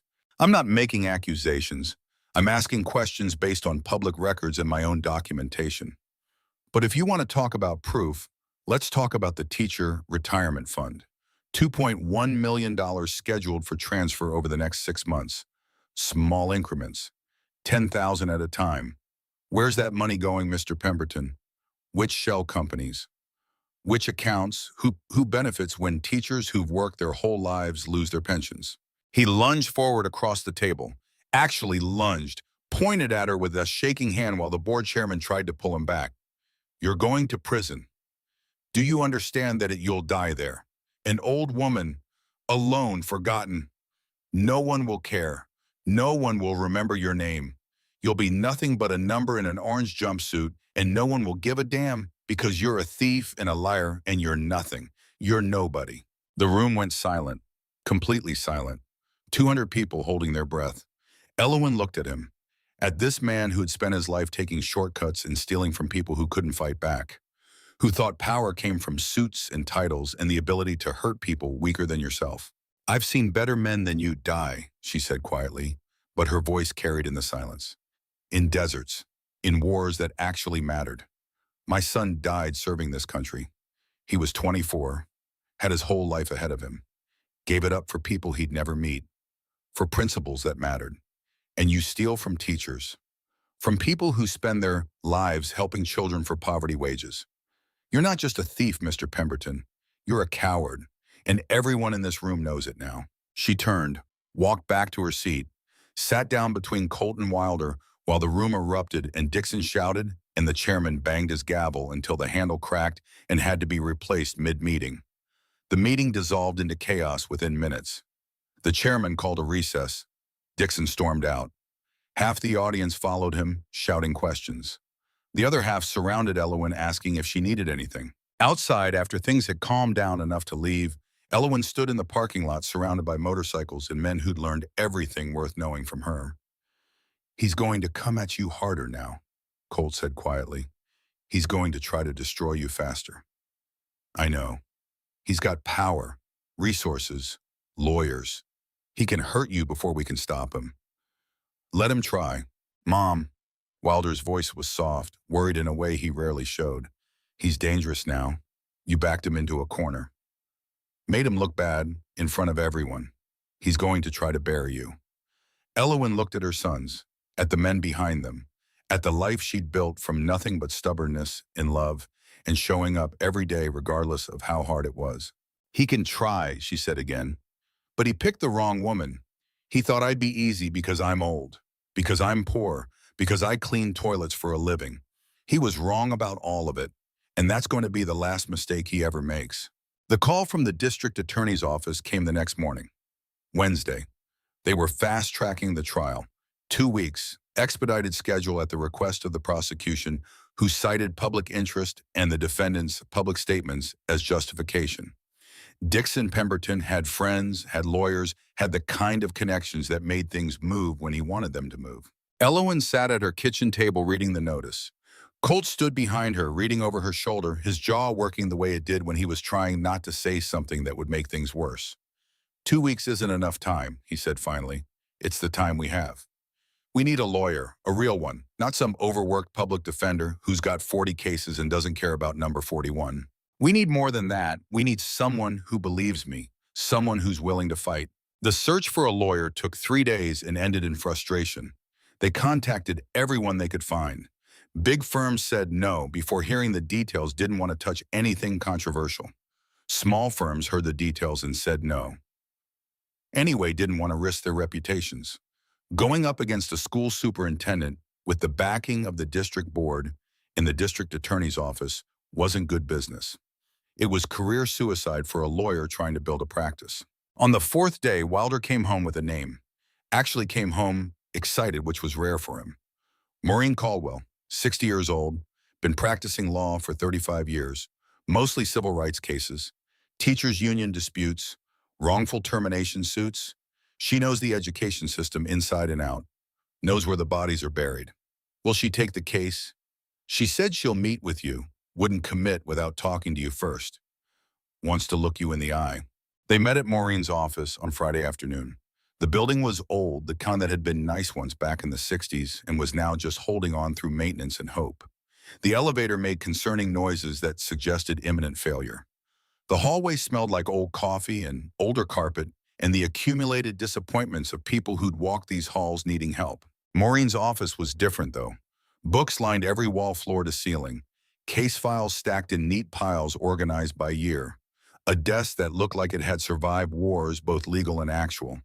Behind it sat a woman with steel gray hair, pulled back tight in a bun, glasses on a chain around her neck, and eyes that had seen enough courtrooms to know which battles could be won and which were just expensive ways to lose. Ms. Blackwood, sit. It wasn't a request. Elowin sat. Colt started to follow her in. Just her, Maureen said firmly. Colt hesitated, looked at his mother. Elowin nodded. He left, closing the door behind him with more force than necessary. Maureen picked up a file. Elowin's file already. Someone had been doing research. She read through it with the speed of someone who could scan a legal document and catch every important detail, every potential problem. You're 70 years old, make $12 an hour, been with the district 34 years, accused of stealing $47,000 through fraudulent purchase orders over 3 years. She looked up, eyes sharp, assessing. Did you do it? No. Can you prove you didn't? I have 34 years of records. Every purchase I made, every delivery I received, all in notebooks I kept myself, handwritten, dated, detailed. The prosecution will say you fabricated them, made them up after the fact to cover your tracks. The paper is old. The ink is faded. Some of those notebooks are 20 years old. You can't fake that. The binding is coming apart on some of them. You can't age paper convincingly enough to fool experts. Maureen leaned back in her chair, studied Elowin the way a general studies a battlefield before committing troops. You went to the school board meeting, confronted Pemberton publicly, made accusations about his finances in a shell company owned by his brother-in-law. I asked questions based on public information and my own records. You backed him into a corner, made him angry in front of 200 people. That was either very smart or very stupid. I haven't decided which yet. Angry people make mistakes. People who think they're smarter than everyone else can't resist proving it. I wanted him angry. I got what I wanted. But it also made this personal. He's not just trying to cover his theft now. He's trying to destroy you specifically. Personal vendettas get ugly in court. I know. Do you? Because personal vendettas mean he's got resources committed to this. He's got the DA's office. He's got a narrative that makes sense to people who don't look too close. Old woman, low income, been around forever, easy access to supplies. Motive of needing money, opportunity through her position, means through her authority. That's a strong case built on assumptions that feel true. Then why are you still listening instead of showing me the door? Maureen smiled for the first time. Small, tight. The smile of a woman who'd spent her career fighting battles everyone said couldn't be won, and had won enough of them to know the odds didn't matter as much as the fight. Because I looked into Dixon Pemberton before you walked in here. Did my own research. 3 previous school districts, Riverside, Lincoln, and Parkside. All of them had budget irregularities during his tenure. Nothing proven, nothing charged. But the pattern's there if you know where to look. And I've been doing this long enough to know where to look. She closed the file with a definitive snap. I'll take your case. Not because I think we'll win easily. The odds are frankly terrible, but because I've been doing this long enough to know that sometimes the right thing to do is the hard thing. And sometimes old women who clean toilets know more about justice and integrity than men in expensive suits who've never done an honest day's work in their lives. What do you need from me? Everything. Every notebook, every record, every receipt you've saved, every memory you have of the last 34 years. I need to know your life. I need to understand exactly what you did and how you did it. And I need you to trust me even when it looks like we're losing, especially when it looks like we're losing. Can you do that? I raised 3 boys who weren't mine, who the world had given up on, taught them to stand when everything said to fall, taught them to fight when fighting seemed pointless. I can do anything if it needs doing. Good, because we're going to need that. Court date is set for 2 weeks from Monday. That gives us 18 days to build a defense against charges they've been building for months. We're starting behind, way behind, but we're going to finish ahead or die trying. The preparation was brutal. Maureen worked like a woman possessed, like she had something to prove to herself or the world. She took every notebook Elowin had, all 34 years worth, and photographed every page. Cross-referenced every entry with district purchase records pulled through Discovery. She found discrepancies everywhere she looked. Orders that didn't match. Deliveries that never arrived in the quantities claimed. Signatures that looked similar to Elowin's, but weren't quite right when you knew what to look for. She brought in a forensic document examiner, a woman named Dr. Patricia Wells, who'd spent 40 years testifying in courts about handwriting and forgery, and the 1,000 ways people tried to fake signatures and usually failed if you knew what to look for. Dr. Wells spent 3 full days examining the purchase orders with equipment that looked like it belonged in a laboratory, comparing them to Elowin's real signatures on time cards and maintenance requests in 34 years of notebooks, looking at pressure patterns in ink flow and the muscle memory that creates a genuine signature versus the hesitation that comes from copying. Her conclusion was clear and unambiguous. The signatures on the fraudulent purchase orders were forgeries. Good ones. Professional ones done by someone with skill. But forgeries nonetheless. The pressure was wrong. The flow was wrong. The individual characteristics that made Elowin's signature unique were missing. The muscle memory that comes from signing your name thousands of times over decades was absent. But the prosecution had their own expert lined up, and their expert would say the opposite, would say the signatures were genuine, would say Elowin had signed those orders and was now lying about it to avoid prison. It would come down to who the jury believed, whose expert seemed more credible, whose story made more sense. While Maureen built the legal defense, assembled the evidence, prepared, the witnesses, Colt and the Steel Covenant worked a different angle. They couldn't prove the retirement fund theft in court because the evidence came from hacking, which made it inadmissible and possibly got them arrested. But they could make noise, could ask questions, could make sure that when Dixon Pemberton walked into that courthouse, he knew he was being watched by people who didn't care about rules of evidence. Rook found Dale Henning through public records and old newspaper articles, the former accountant from Riverside District where Pemberton had worked 5 years ago. The man was 65, retired, living in a modest house paid for by a pension that had somehow survived Pemberton's tenure, which made him either lucky or careful, or both. I knew something was wrong, Dale said, sitting in his living room with Rook and Colt, hands shaking slightly as he spoke. Numbers didn't add up. Purchase orders that seemed high for what we were getting. Vendors I'd never heard of charging premium prices. But when I raised questions, when I pushed for explanations, I was told I was being paranoid. Too detail-oriented, making problems where there weren't any, making the superintendent's job harder. Did you push hard or escalate? Once. Told the board I wanted to do a full audit. Wanted to bring in outside auditors to verify everything. Week later, I was called into a meeting. Offered early retirement. Very generous package. More than generous. Enough to make me shut up and go away and never ask questions again. You took it. Dale looked down at his hands. Old hands. Ashamed hands. I had a wife with cancer, stage 4. Medical bills that would have bankrupted us even with insurance. They knew that, offered me enough to pay for her treatment and experimental therapies and keep the house. What was I supposed to do? Let her die to be a hero, lose everything to prove a point. You were supposed to fight, Colt said, but his voice wasn't harsh, just sad. Easy to say when you're young and healthy and don't have someone you love dying in front of you while you watch helpless. Harder when you're choosing between justice and your wife's life. Rook put a hand on the old man's shoulder. Gentle, understanding. We're not judging you. We're asking if you'll testify now. Tell the court what you saw, what happened, what they offered you to stay quiet. Will it help Ms. Blackwood? It'll show a pattern. Show that Pemberton's done this before. Show that framing people is his standard operating procedure when someone gets too close. Dale thought about it. His wife had died 3 years ago despite the treatments. The money was spent. All he had left was a house full of memories and the knowledge that he'd been bought, that he'd chosen survival over integrity, and had regretted it every day since.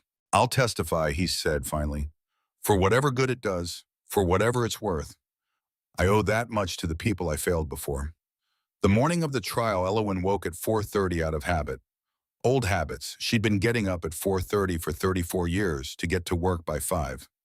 Body didn't know how to sleep past that anymore, even when there was no work to go to. She made coffee in the pot that was older than her son's, sat at her kitchen table, looked at the 3 chairs and thought about the boys who'd sat there, who'd done homework and eaten cereal and learned what it meant to be men who kept their word. Colt found her there an hour later, sitting in the dark with cold coffee. You should eat something, he said, not hungry. Eat anyway. Long day ahead, longer than you think. She ate toast because he asked, drank coffee because it was there.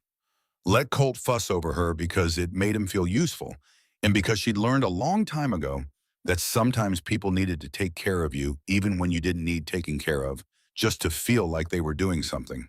At 8 in the morning, they left for the courthouse. 25 motorcycles in perfect formation.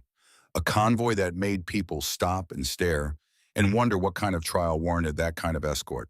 The courthouse was old stone and tall windows and marble steps. Built in 1932, when people still believed that justice deserved impressive buildings, that architecture could inspire righteousness. The steps were marble, worn smooth by 90 years of people walking up to face judgment. Elowen climbed them slowly, not because she was scared, not because she was tired, because she was savoring it, this moment, this choice, this stand she was taking. At the top, she turned, looked at her sons, at the men behind them arranged like an honor guard. Stay here for now, she said. When I need you, I'll call. But let them think I'm alone first. Let them think I'm weak. Then we'll show them different. We should be inside, Colt protested. You will be, but not yet. Trust me, I know what I'm doing. Inside the courtroom was already filling up. Reporters in the back rows with notebooks and recording devices. Community members who'd heard about the case and wanted to watch. Teachers from Jefferson Elementary wearing matching ribbons that said, Justice for Elowen, in careful letters. Parents who remembered a janitor who'd fixed their kids' broken glasses with tape and superglue, and heart because the family couldn't afford new ones. Dixon Pemberton sat at the prosecution table with his lawyers. 3 of them. Expensive suits, leather briefcases that cost more than Elowen's monthly salary, the kind of legal firepower that costs more per hour than Elowen made in a week. Maureen sat alone at the defense table. 1 woman, 1 briefcase. 35 years of fighting battles no one thought she could win, and winning enough of them to keep fighting. Elowen joined her. They didn't speak. Didn't need to. They'd said everything that needed saying over the past 2 weeks of preparation. The bailiff stood. All rise. The Honorable Judge Patricia Holloway presiding. Judge Holloway entered from chambers, the same steel-haired woman who'd presided over the bail hearing. She looked at the packed courtroom, at the reporters, at the spectacle this had become, and her expression suggested she was deeply not pleased with any of it. Be seated. Before we begin, I want to make something very clear to everyone in this room. This is a court of law, not a circus, not a media event, not a platform for public opinion. I will tolerate no outbursts, no demonstrations, no disruptions of any kind. Anyone who cannot abide by those rules will be removed immediately and possibly charged with contempt. "Are we clear?" Silence answered her. "Good. Prosecution, your opening statement." The lead prosecutor stood. Graham Hastings, 45 years old, career prosecutor with the district attorney's office for 20 years. Record of convictions that would make any DA proud. He walked to the jury box with the confidence of a man who'd never lost a case he cared about, who knew how to tell a story that juries believed. Ladies and gentlemen of the jury, this is a simple case about a simple crime, theft. The defendant, Elowen Blackwood, worked for Jefferson Elementary School for 34 years. During that time, she had authority to order supplies. She had access to purchase orders. She had the ability to sign for deliveries. She had the trust of everyone around her, and over a period of 3 years, she systematically abused that trust to steal $47,000 from the children of this community. He paused. Let that sink in. Let the jury picture children being robbed. We will show you purchase orders bearing her signature. We will show you deliveries she signed for. We will show you that the supplies ordered never reached the school in the quantities claimed. We will show you that Ms. Blackwood had motive through financial need. She had opportunity through her position. She had means through her authority. This is not a complicated case. It's theft, plain and simple, and we will prove it beyond a reasonable doubt. He sat down with the satisfied look of someone who'd done this 1,000 times and knew exactly how it would end. Maureen stood, took her time, let the courtroom settle. She was shorter than Hastings, older, wore a suit that had been nice once 10 years ago and was now just professional enough. But when she walked to that jury box, when she looked at those 12 people, something changed. The air shifted. The room paid attention in a different way. Mr. Hastings is right about one thing. This case is simple, but not in the way he thinks. Elowen Blackwood didn't steal $47,000. She couldn't have, because she's the one person who knew exactly what was being ordered, what was being delivered, and what was disappearing. She kept records, meticulous records, obsessive records, 34 years of records, and those records prove beyond any doubt that she's innocent. Maureen picked up one of the notebooks from the defense table, held it up so the jury could see it. This is from 1998. Look at it. Really look at it. The paper is yellowed with age. The ink is faded. The binding is literally coming apart. This is not something you can fake. This is not something you can create after the fact. This is a life's work, a career spent documenting every mop head, every light bulb, every gallon of floor wax. Why would someone who was stealing keep such detailed records? Why would someone who was guilty create evidence against themselves? Why would someone planning a crime document everything that could prove they didn't commit it? She set the notebook down gently on the jury rail. The answer is they wouldn't. Elowen Blackwood kept these records because she's honest, because she was raised to document her work and take pride in a job done right. Because 34 years ago, the Army taught her that good records save lives and prevent mistakes. She didn't steal. She was framed by someone who needed a scapegoat. And over the next few days, we're going to prove exactly that. We're going to show you who really stole that money and why they chose to blame her. She sat down. The contrast was stark. Hastings had been confident. Maureen had been determined. The jury didn't know which story to believe yet. That was the whole point of a trial. The prosecution called their first witness, the district's current accountant, a young man named Kevin Marsh, who'd been on the job for 8 months and looked nervous about testifying, kept adjusting his tie.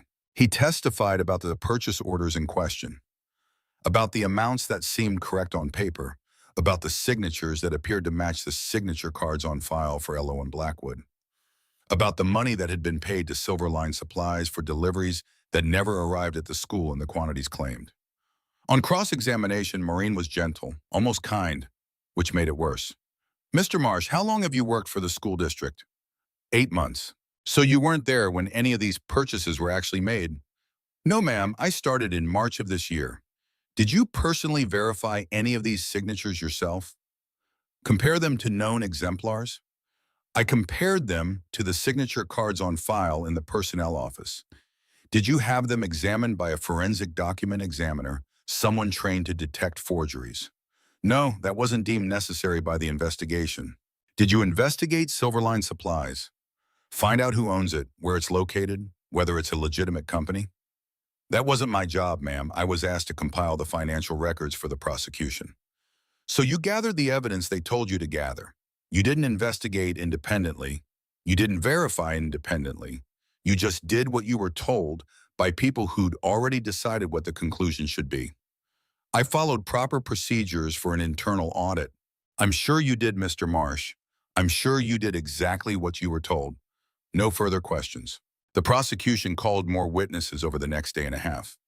The shipping manager from a supply company who said he delivered materials to Jefferson Elementary and Aloan had signed for them. Under Maureen's cross-examination, he admitted he hadn't personally made any deliveries. His drivers had. And no, he didn't have records of which specific driver delivered which specific order.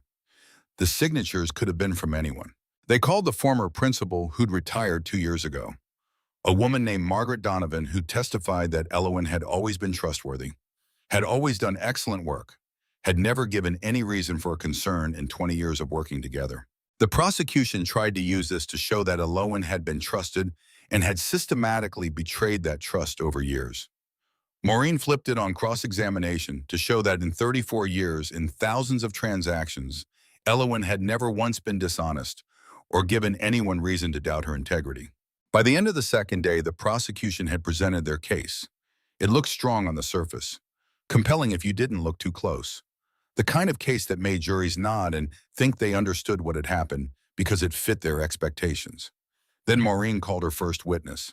Dr. Patricia Wells took the stand.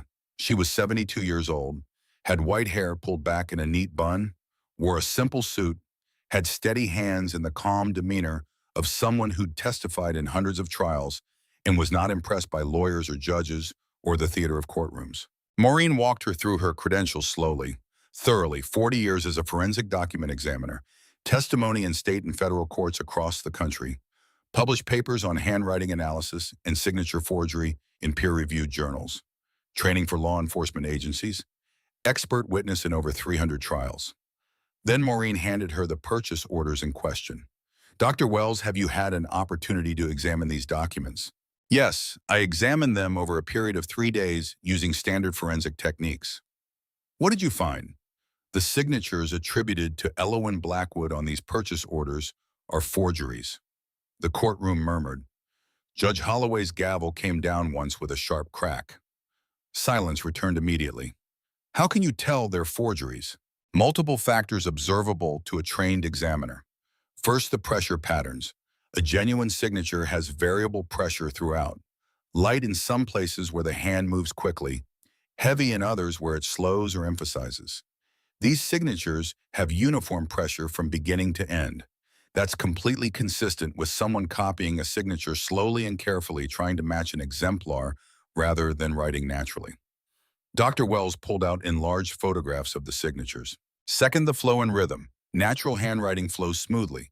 There's a rhythm to it created by muscle memory built over years. These signatures hesitate. You can see under magnification where the forger stopped and started trying to match the model. The pen lifts in unusual places. The strokes are drawn rather than written. She pointed to specific areas on the photographs. Third, the individual characteristics. Everyone has unique quirks in their handwriting developed over a lifetime. Small things, the way they cross a T or dot an A, the angle of certain letters, the connections between letters. Ms. Blackwood's genuine signatures show these quirks consistently.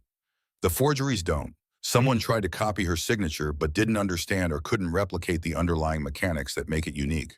In your professional opinion, based on 40 years of experience, did Aloan Blackwood sign these purchase orders? No, she absolutely did not.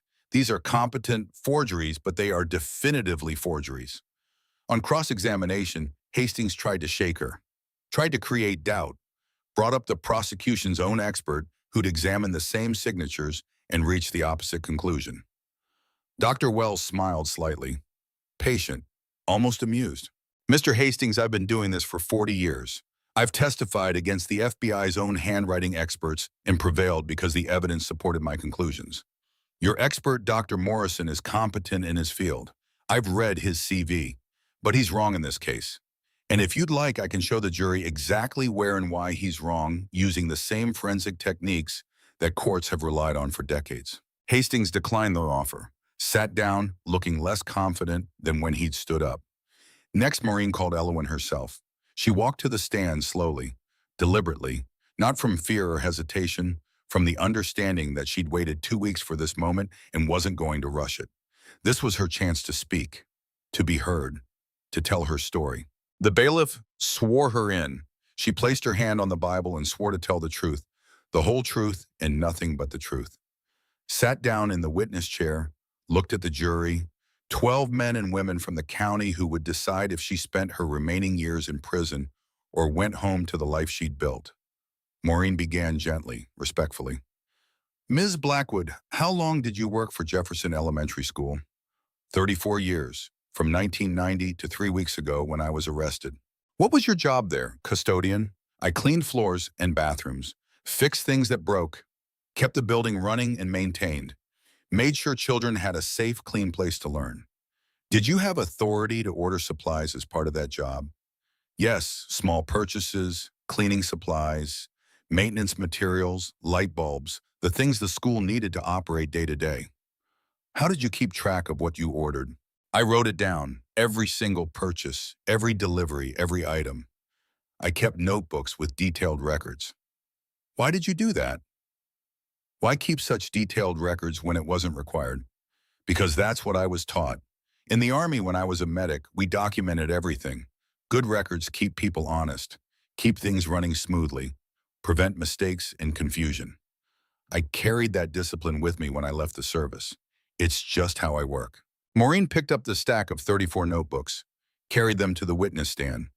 Are these your records, Ms. Blackwood? Yes, ma'am, every one of them. All 34 years worth. Yes, from my first day to my last day before the arrest. Maureen opened one at random. Can you explain this entry from June 15th, 2015? Elowen looked at it. That's 12 gallons of floor wax industrial grade delivered at 7:45 a.m. by Thompson Supply. I signed for it personally. Used 10 gallons that month, stored 2 in the supply closet for July. You remember that specific delivery from 9 years ago? No, ma'am, but I wrote it down when it happened. That's the point of records. So you don't have to remember. So the truth is preserved. Ms. Blackwood, did you steal $47,000 from Jefferson Elementary School? No, I did not. Did you create false purchase orders? No. Did you sign for deliveries you never received? No. Then how do you explain the evidence the prosecution has presented, the purchase orders with your signature? Elowen looked directly at the jury, spoke to them like they were sitting at her kitchen table, like they were her neighbors, like they deserved respect and honesty. Someone changed the numbers on the orders after I signed them, or forged my signature on completely new orders. I'd order 12 gallons of wax like I wrote in my notebook. They'd change it to 40 on the official order and pocket the difference. I'd order 4 light bulbs. They'd change it to 32 and steal the rest. Small amounts each time, spread out over months and years. Hard to notice unless you're looking closely at the patterns. But I notice because I keep records, because I know my work, and because I knew something was wrong long before they accused me. When did you first suspect something was wrong? About 2 years ago. Budget kept going up according to the reports I saw, but supplies kept getting scarcer. Didn't make sense. Higher budget should mean more supplies, not less. I mentioned it to Principal Hartley. She said she'd look into it. Nothing changed. Then Dixon Pemberton became superintendent. Budget went up even more. Supplies got even scarcer.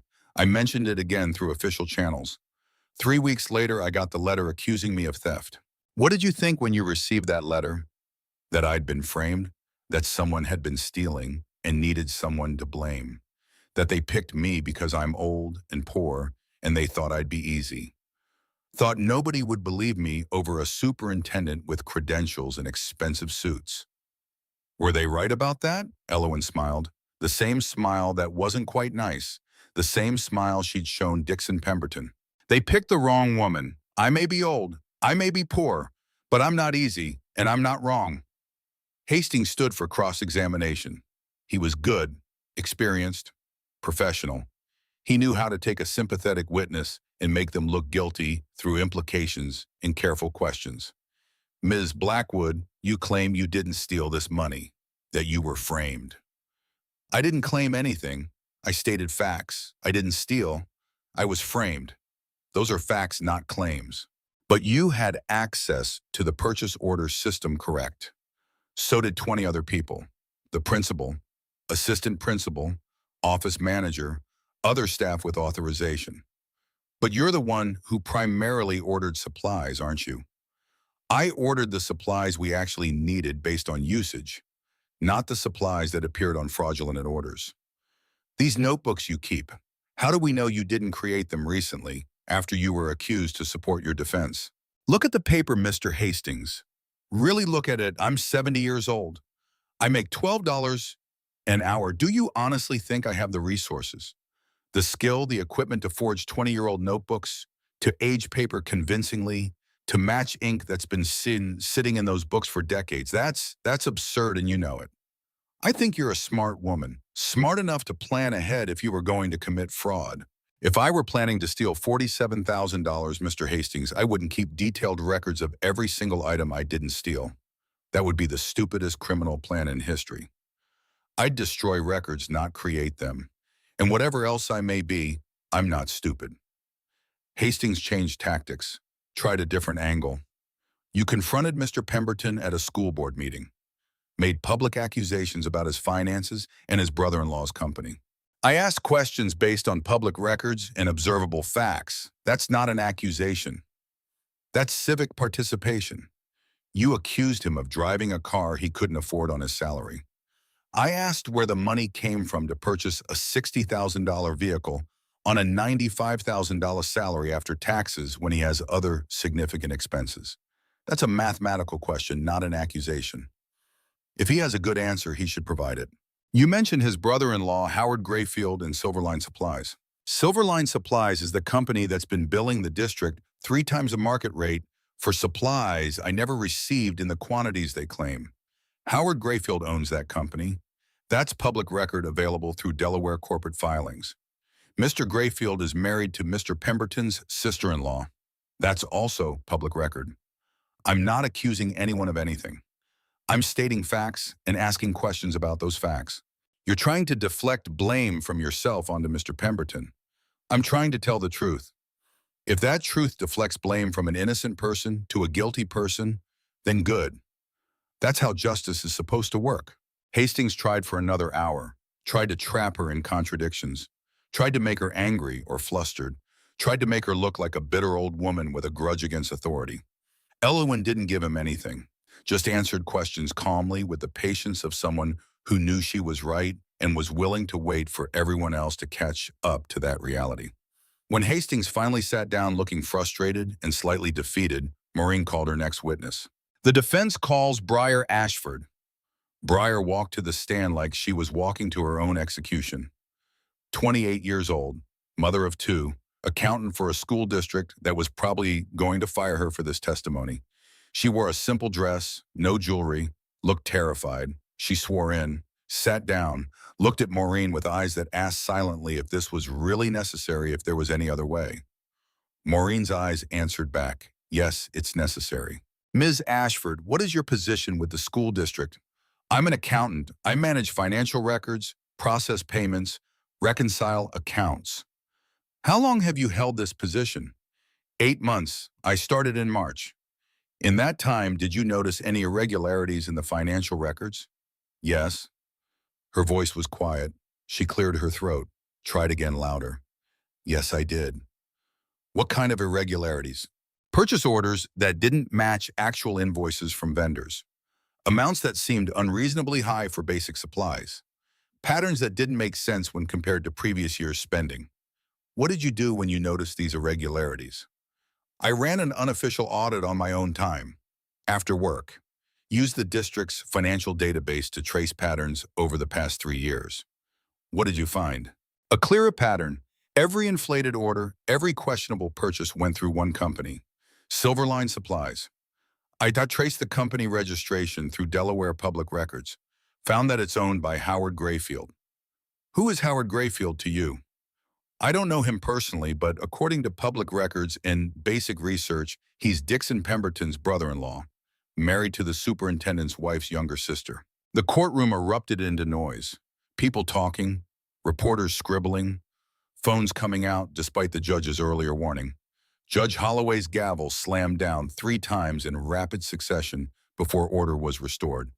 What did you do with this information once you discovered it?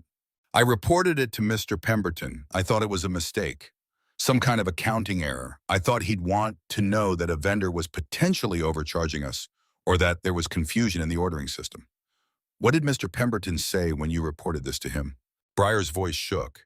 He said I was new, that I didn't understand how school budgets worked, that vendor pricing was complicated and not my concern, that if I kept making baseless accusations without understanding the full context, I'd find myself unemployed. He was very clear about the threat. Did you believe he was threatening your job? Yes, absolutely. As a single mother with 2 young children, I couldn't afford to lose my job. I have rent, childcare, medical expenses. I was scared. Why didn't you report it to someone else? The school board, the police, anyone? Breyer's eyes filled with tears. Because I have 2 daughters, ages 6 and 4. I'm their only parent. Their father isn't in the picture. If I lose my job, we lose our apartment. We lose stability.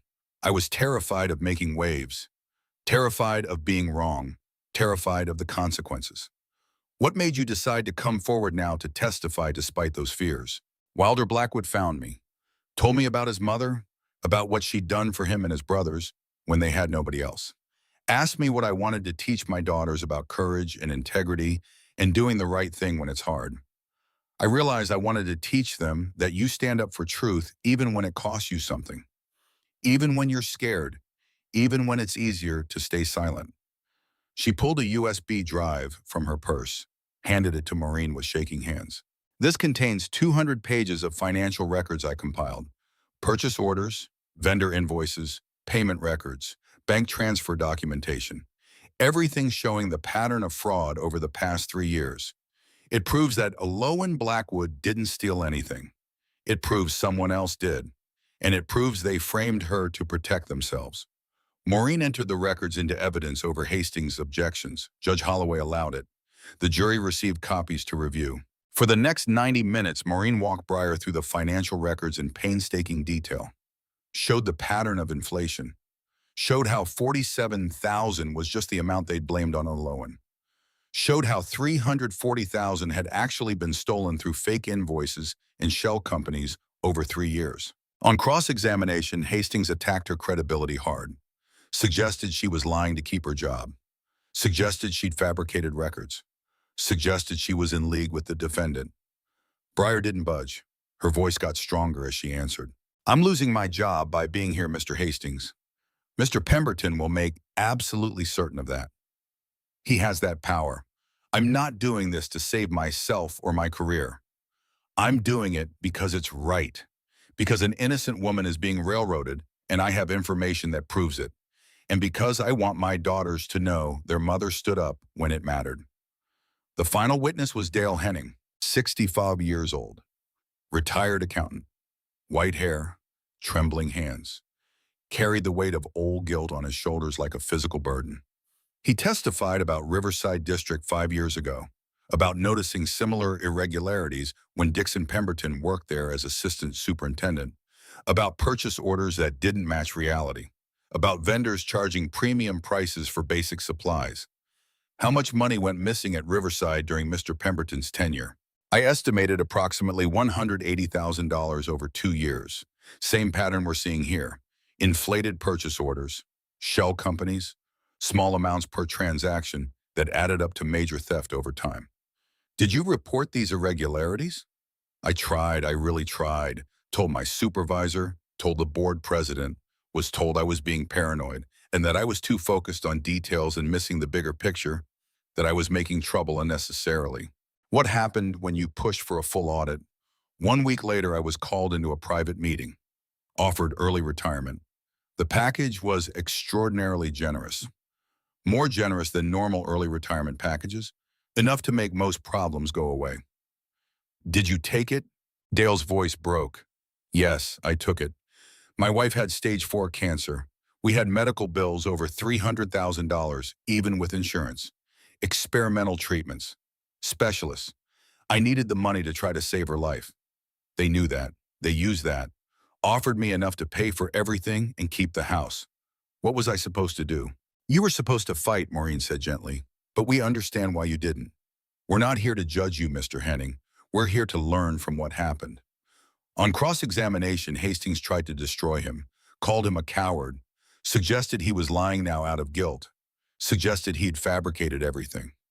Dale took it all, sat there and absorbed the verbal assault, then answered quietly. You can call me whatever names you want, Mr. Hastings. You'd probably be right about most of them, but I'm a coward who's telling the truth. Nothing you say changes the fact that Dixon Pemberton has done this before, that he has a pattern of stealing from school districts and framing innocent people when they get too close, that he'll keep doing it until someone stops him. Ms. Blackwood is trying to stop him. I'm trying to help her because I failed to stop him before and people suffered for my cowardice. The prosecution rested. The defense rested. The judge called a recess before closing arguments. During the break, something happened, something unexpected. The courtroom doors opened. 25 men walked in. Steel Covenant MC. They'd been waiting outside all day. Now they filed in silently. Sat in the back rows, leather and patches and the physical presence of men who decided this mattered. Judge Holloway noticed, raised an eyebrow, said nothing. If they stayed quiet, they could stay. Closing arguments began. Hastings went first for the prosecution, tried to refocus the jury on the original charges, on the purchase orders with Elowen's signature, on the simple narrative that made sense if you didn't look at any of the evidence the defense had presented. Ladies and gentlemen, don't be distracted by conspiracy theories and complicated financial schemes. The case is simple. Purchase orders with the defendant's signature. Supplies that never arrived, money that disappeared. That's theft. That's what we charged. That's what the evidence proves. He sat down. Maureen stood for the defense closing. She didn't go to the jury box immediately. Instead, she picked up all 34 notebooks, carried them over, set them carefully on the jury rail where everyone could see them. Elowen Blackwood is 70 years old. She's worked for 34 years, making $12 an hour. She raised 3 boys who weren't biologically hers on that salary. She sold her truck to afford food. She wore the same jacket for 20 years. She kept every single receipt, documented every single purchase, did everything right according to rules she learned in the Army and carried with her for 4 decades. She touched the notebooks gently. And when she noticed something was wrong, when numbers stopped making sense, she reported it through official channels. She did what she was supposed to do. For that, she was arrested, charged with crimes she didn't commit, brought here to defend a life's work against accusations made by the very man who's actually guilty. She picked up one notebook, held it up. These are not evidence of guilt. These are evidence of innocence. No one who's stealing keeps records this detailed. No one who's guilty creates proof against themselves. Elowen Blackwood kept these records because she's honest, because she was taught to do things right, because documentation and integrity matter, because that's who she is at her core. She set the notebook down. The prosecution wants you to believe that a 70-year-old janitor orchestrated a complex fraud scheme involving shell companies and forged documents and careful planning over 3 years. But the evidence shows something completely different. It shows that Dixon Pemberton has been stealing from school districts for years. Multiple districts, multiple victims, that he set up shell companies through his brother-in-law, that he systematically inflated purchase orders and pocketed the difference, that when Elowen Blackwood noticed and reported it, he framed her to protect himself, to make sure nobody looked deeper, to destroy her credibility before she could destroy his career. She walked slowly along the jury box, made eye contact with each juror. He picked her because she's old, because she's poor, because she cleans toilets for a living, because he thought she'd be easy to blame and easy to break. He thought wrong. Elowen Blackwood is not easy to break. She's a veteran who served her country, a mother who raised children nobody else wanted, a woman who spent her entire life fixing things other people ignored or broke. And she's innocent. The evidence proves it beyond any doubt. Your job now is to see that justice is actually done, to stand up for truth even when it's easier to believe the simple story, to protect an innocent woman from a guilty man who has power and money and no conscience whatsoever. She paused, let that hang in the air. 40 years ago, when Elowyn Blackwood was serving in the Army as a medic, she learned something important. She learned that sometimes the system gets things wrong, that sometimes innocent people need someone to stand up for them, that sometimes doing the right thing is hard. Today, right now, you are that someone. You're the ones who can stand up, who can do the right thing, who can make sure justice is done. Please, stand up for Elowyn Blackwood. She spent her life standing up for others. Now it's our turn to stand up for her. Maureen sat down. The jury deliberated for 7 hours. 7 hours while Elowyn sat in the courtroom with her sons, who'd come inside finally. Waiting, not speaking, just being together the way families do when words aren't enough and presence is everything. At 5:45 in the afternoon, just when the judge was considering sequestering the jury overnight, the bailiff emerged from the deliberation room. Juries reached a verdict. They filed back in, 12 faces that showed nothing, gave nothing away. The foreman stood with a piece of paper. Judge Holloway addressed him. Has the jury reached a verdict in this matter? We have your honor. In the case of the state versus Elowyn Blackwood on the charge of embezzlement of public funds, how do you find the defendant? We find the defendant not guilty. On the charge of theft by fraud, how do you find not guilty? On all related charges. Not guilty on all counts, Your Honor. The courtroom didn't just erupt. It exploded. Teachers jumping up, parents cheering. The 25 men of Steel Covenant MC standing as one, a show of solidarity and strength. Elowyn sat very still, processing. Then Colt grabbed her. Wilder grabbed them both. Rook stood behind them with both hands on his mother's shoulders.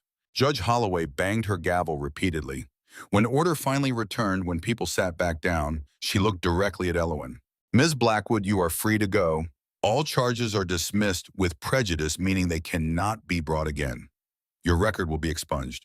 She paused, then looked at the prosecution table where Dixon Pemberton sat with his lawyers looking pale and shaken.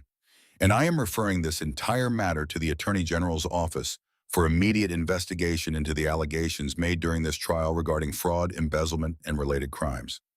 Mr. Pemberton, I strongly suggest you retain criminal defense counsel. Dixon Pemberton was already standing to leave, already trying to slip out the side door. But FBI agents were there, had been sitting in the back of the courtroom the entire time, listening, taking notes, building their own case based on everything that had been said under oath. Dixon Pemberton, you're under arrest for wire fraud, embezzlement, and theft of federal education funds. He tried to run anyway, made it 5 steps, found 25 men from Steel Covenant MC blocking his path, not touching him, not threatening him, just standing, an immovable wall of leather and muscle and absolute determination. The agents cuffed him, read him his rights, the same rights he'd watched them read to Elowyn weeks ago. They led him past Elowyn's table. He stopped, looked at her. This woman he tried to destroy. Please, he whispered. I have a family, a wife, children. Please. Elowyn looked at him for a long moment, really looked, saw him clearly for what he was. A small man who'd spent his life taking shortcuts and stealing from people who couldn't fight back. I have a family too, she said quietly but firmly. 3 sons I raised on $12 an hour while you were stealing from teachers and children. You tried to take them from me, tried to put me in prison so you could keep stealing. You're not just a thief, Mr. Pemberton. You're worse. You steal from people who've given everything and ask for nothing in return. From people who dedicate their lives to children. You don't deserve my mercy. She turned away. Take him out of here. I'm done looking at him. They led Dixon Pemberton away. Out of the courthouse, into a car that would take him to a cell where he'd wait for his own trial. A trial that would end very differently than Elowyn's. Outside, the sun was setting. The sky was orange and purple and gold.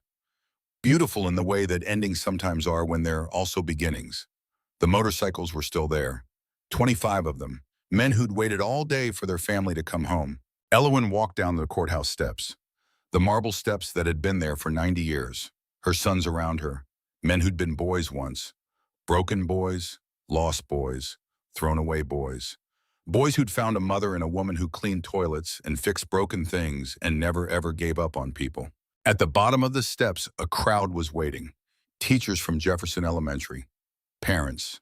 Former students. People who remembered kindness, who remembered a janitor who'd fixed their kids' broken glasses or bought them lunch when they'd forgotten theirs, or just listened when they needed someone to listen and care. They applauded, a wave of sound that rolled over everything. 200 people showing respect and gratitude and recognition. Elowen stopped, looked at them, nodded once. Small, dignified. That was enough. She didn't need more. She walked to Wilder's truck, the one he'd bought her years ago, the one she'd kept running through stubbornness and skill and YouTube videos when she couldn't afford a mechanic. They drove home together. Elowen in front, Colt Wilder and Rook following in their vehicles. The motorcycles surrounding them like an honor guard all the way back to Maple Street. 2 weeks later, Dixon Pemberton pleaded guilty to avoid a trial he knew he'd lose. The evidence was overwhelming. The witnesses were credible. His lawyer advised him that a plea deal was his only hope of avoiding decades in prison. He got 18 years in federal prison. No possibility of parole. Full restitution of $2.4 million traced through various accounts and schemes. His teaching credentials revoked. His pension forfeited. Howard Grayfield got 12 years as an accomplice. Silverline Supplies was dissolved. The money was recovered and returned. 3 other school districts opened investigations into budget irregularities during Pemberton's previous tenures. 7 more officials were arrested in a widening scandal that made national news. The teacher retirement fund was fully restored. 140 teachers kept their pensions, kept their futures. Elowen didn't attend the sentencing, didn't need to see it, didn't need the closure. Justice had been done. That was enough for her. Instead, she went back to Jefferson Elementary. Not to work. She'd retired officially now. But to visit, to see the building she'd kept running for 34 years. The new principal met her at the door, a young woman named Rebecca Chen, who'd been teaching 3rd grade when Elowen was arrested. Ms. Blackwood, the board wants to honor you, a plaque in the main hallway. Maybe name the new library wing after you, something to recognize what you did, what you went through. No, thank you. I appreciate the thought, but no. But you deserve recognition. You deserve to be remembered. I did my job, that's all. For 34 years, I did my job right. Don't need a plaque to prove that. Don't need my name on a building. Just did what needed doing. She walked through the halls one last time, ran her hand along the walls she'd painted, looked at floors she'd cleaned thousands of times, smiled at the building that had been her second home, her purpose, her life's work. In the gymnasium where she'd found Colt 26 years ago, she stopped, stood in the center, remembered. Her sons found her there. They'd come without being asked, were waiting because they knew she'd want to see this place one more time. You ready to go home, Mom? Colt asked. Yeah, I am. They walked out together, got into vehicles, drove back to the house on Maple Street. At home, they sat around the kitchen table. 3 chairs that didn't match. 3 sons who weren't related by blood. 1 mother who'd chosen them all. You did good, Colt said. We all did good, all of us together. What now? What comes next? Elowen smiled, poured coffee from the pot that was older than her son's, looked at the men her boys had become. Now we live, we work, we help people who need helping. Same as always, same as we've always done. The Steel Covenant wants to start a foundation, Colt said. Scholarships for foster kids, kids aging out of the system, give them chances they wouldn't otherwise have. That's good, that's real good. We want to name it after you, the Elowen Blackwood Foundation. Name it after yourselves. You're the ones who made something from nothing, who proved that thrown away kids can build good lives. We learned that from you, Mom. Then you learned well, and that's all that matters. They drank coffee, talked about nothing important and everything that mattered. About family and work and the kind of life that didn't need plaques or recognition, because the reward was in the doing, in the showing up and the loving people when it was hard. Outside, 25 motorcycles were parked in neat formation. Men who'd learned that family wasn't about blood or DNA or legal documents. It was about showing up, about keeping promises, about standing with people when they needed you to stand regardless of the cost. Elowen looked at her sons, at the life they'd built together from broken pieces and second chances and refusing to give up. I'm proud of you, she said, all 3 of you. You turned out to be good men. You raised us right, Rook said, his voice quiet but certain. I raised you honest. I raised you to stand up. The rest you did yourselves. The sun set, the kitchen filled with golden evening light, and Elowen Blackwood, 71 years old veteran, mother janitor fighter, sat at her table with her sons and knew that whatever else happened in the years she had left this moment was enough. She'd stood when they tried to knock her down, fought when they expected her to break, won when they thought she'd lose, not because she was special, but because 70 years had taught her that the world doesn't care about your circumstances or your disadvantages or how hard things are. The world cares about what you do when everything says quit. And Elowen Blackwood had never learned how to quit. Not when her husband died young, not when Daniel was killed in Iraq, not when 3 broken boys needed a mother, not when a man in an expensive suit tried to frame her for crimes he committed. She stood, she fought, she won. That's what you do when you're raised right. When you understand that honor matters more than comfort, that doing the right thing is more important than doing the easy thing, that integrity isn't something you have when it's convenient. It's something you hold on to when holding on costs you everything. That's what she'd learned. That's what she'd taught. That's what her sons would carry forward into whatever came next. The story didn't end with a courtroom victory or a guilty man going to prison. It ended here, in a kitchen, around a table, with family, because that's what mattered in the end. Not the fights you won, not the enemies you defeated, the people you fought for, the people you loved, the people you showed up for day after day, regardless of how hard it got. Elowen had fought for 3 boys who needed her. They'd fought for her when she needed them. That was justice. Real justice. The kind that mattered beyond courtrooms and legal systems and everything else. She finished her coffee, stood, washed the mug the way she'd been washing mugs for 40 years. Behind her, her sons cleaned up, put away chairs, wiped down the table, did the small things that make a house a home and a family a family. Outside engines started, men heading back to their lives, to their families, to the work that waited. But they'd come when called, would come again if needed. That was the promise. That was the bond they'd forged. Elowen walked to the porch, watched the motorcycles pull away one by one, raised her hand in farewell to men who'd shown up for her the way she'd shown up for her sons. The last bike to leave was Colt's. He stopped at the end of the driveway, looked back. She waved. He waved back, then rode into the night with his brothers. Elowen stood on her porch. 40 years in this house, this street, this life built from stubbornness and love and showing up every single day. She'd won her fight, but more important, she'd stood. And sometimes standing is enough. Sometimes standing is everything.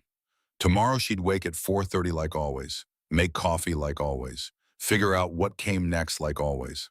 But tonight she'd sleep in her own bed, free, vindicated, home, surrounded by the life she'd built and the family she'd chosen and the knowledge that she'd done right when doing right was hard. And that was everything.